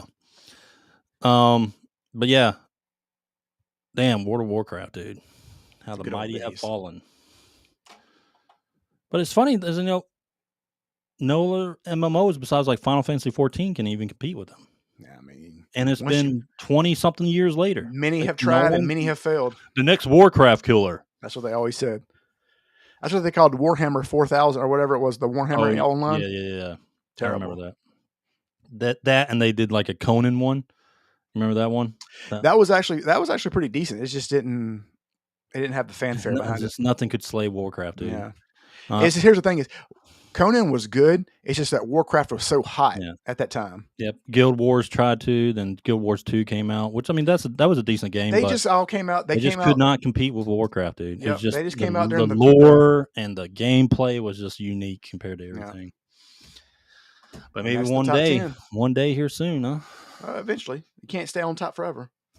Yep. And that's the top 10. That is the top 10. Ed, what time is it? You ready for that, Grant?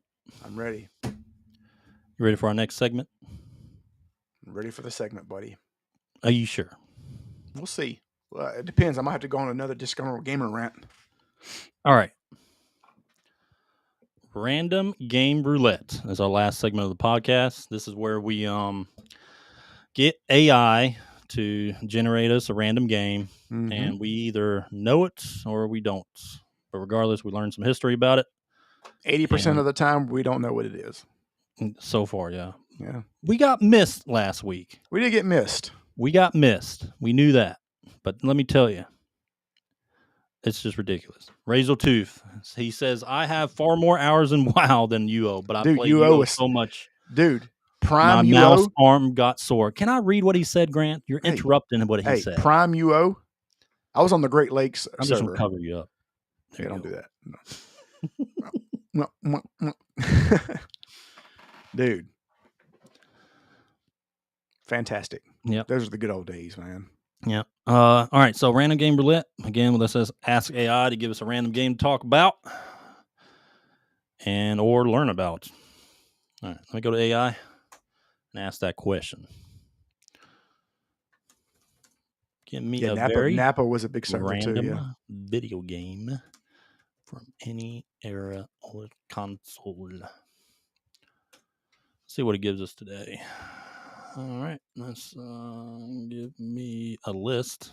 We already did Keybert. I don't want to do fucking Keybert again. We've already done Keybert. Yeah, so give me a list of more. Let's see what we get. I've heard of this. Okay, let's see if I have. Have I? I think I've heard of this. All right, Grant. I think the one that you didn't hear of that I have was Plumbers Don't Wear Ties. No, that's true. Well, didn't AVGN do a video on that? He did. That dude's so good, man. I love that guy. It's the GOAT. What is this game? Let's see. Okay, 2001. Let me look it up. I got the game. Let me pull up an image of it first.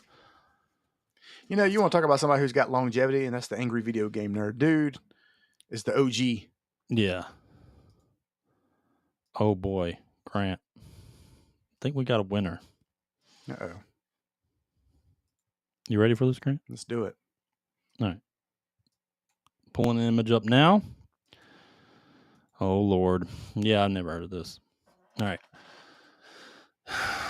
This week's random game roulette game is... Here comes the image. Mr. Mosquito. I have never heard of this game. Give me random facts. What was this on? 2001 PlayStation 2, Grant.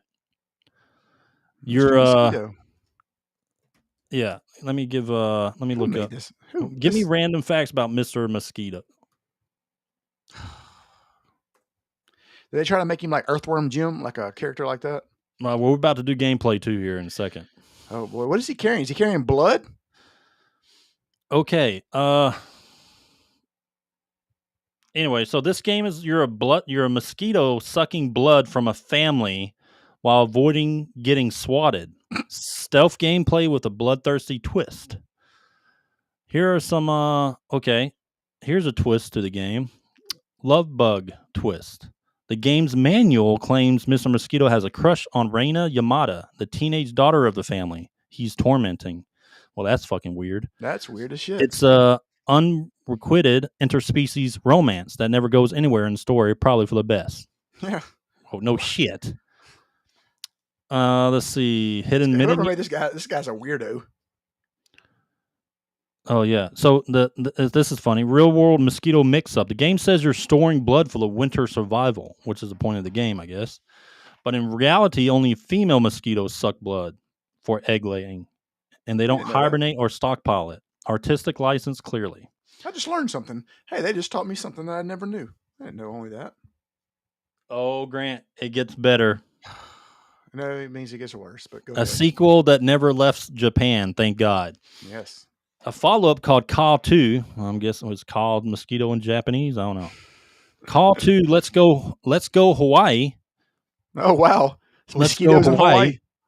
Came out in 2003, sending Yamada family on vacation. Though, the same family from the first one. Mm-hmm. It didn't sell well enough overseas to get an English release. No, imagine that.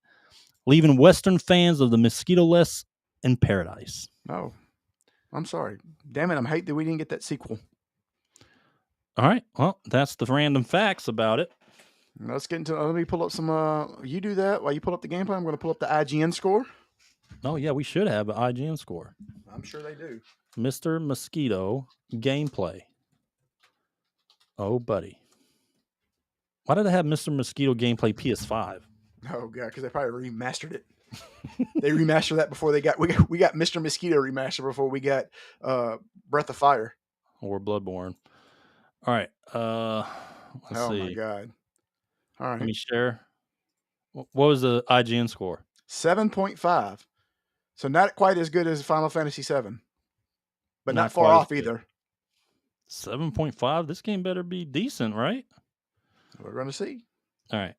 Let me blow that up a little bit. Why don't neither of you want to be in this picture? It's such a pain. Watch the glory in this. Let's not bother this year. Ooh, why does he sound like that? God. It's because of me, isn't it?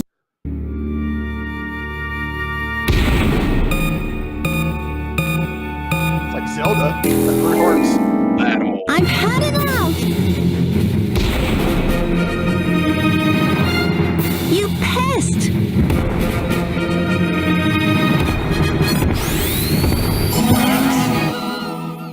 It went to her vagina. What the hell is this game? This is the weirdest game.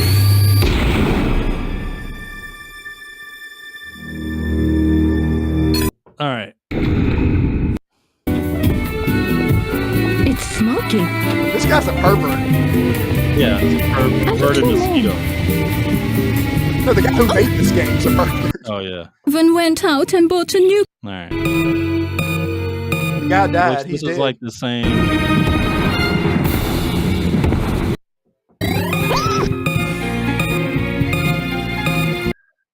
All right, that's enough of that. 1 second. What is this game? This is the weirdest game I've ever seen in my life. The mosquito flew into that woman's vagina. What is going on here? These people got way out of hand. What's funny, it's probably like a cult classic. And that game got a 7.5.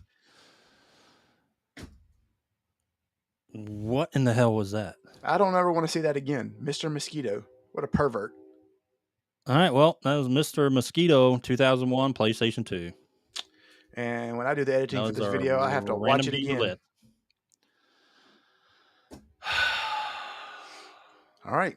Well, guess what, guys? It's the end of the podcast. Yes, it is. We must go. We must part, y'all. But we appreciate y'all tuning in. Y'all go join. Y'all go like the YouTube channel. Go like our Facebook, TikTok, Twitter, or X, Instagram. Everything else we got under the sun, we got it. The audio version of this podcast will be up later. And yeah, anything else? You got anything else to say? Sure don't. All right, guys. We'll see y'all Tuesday. Peace. Peace.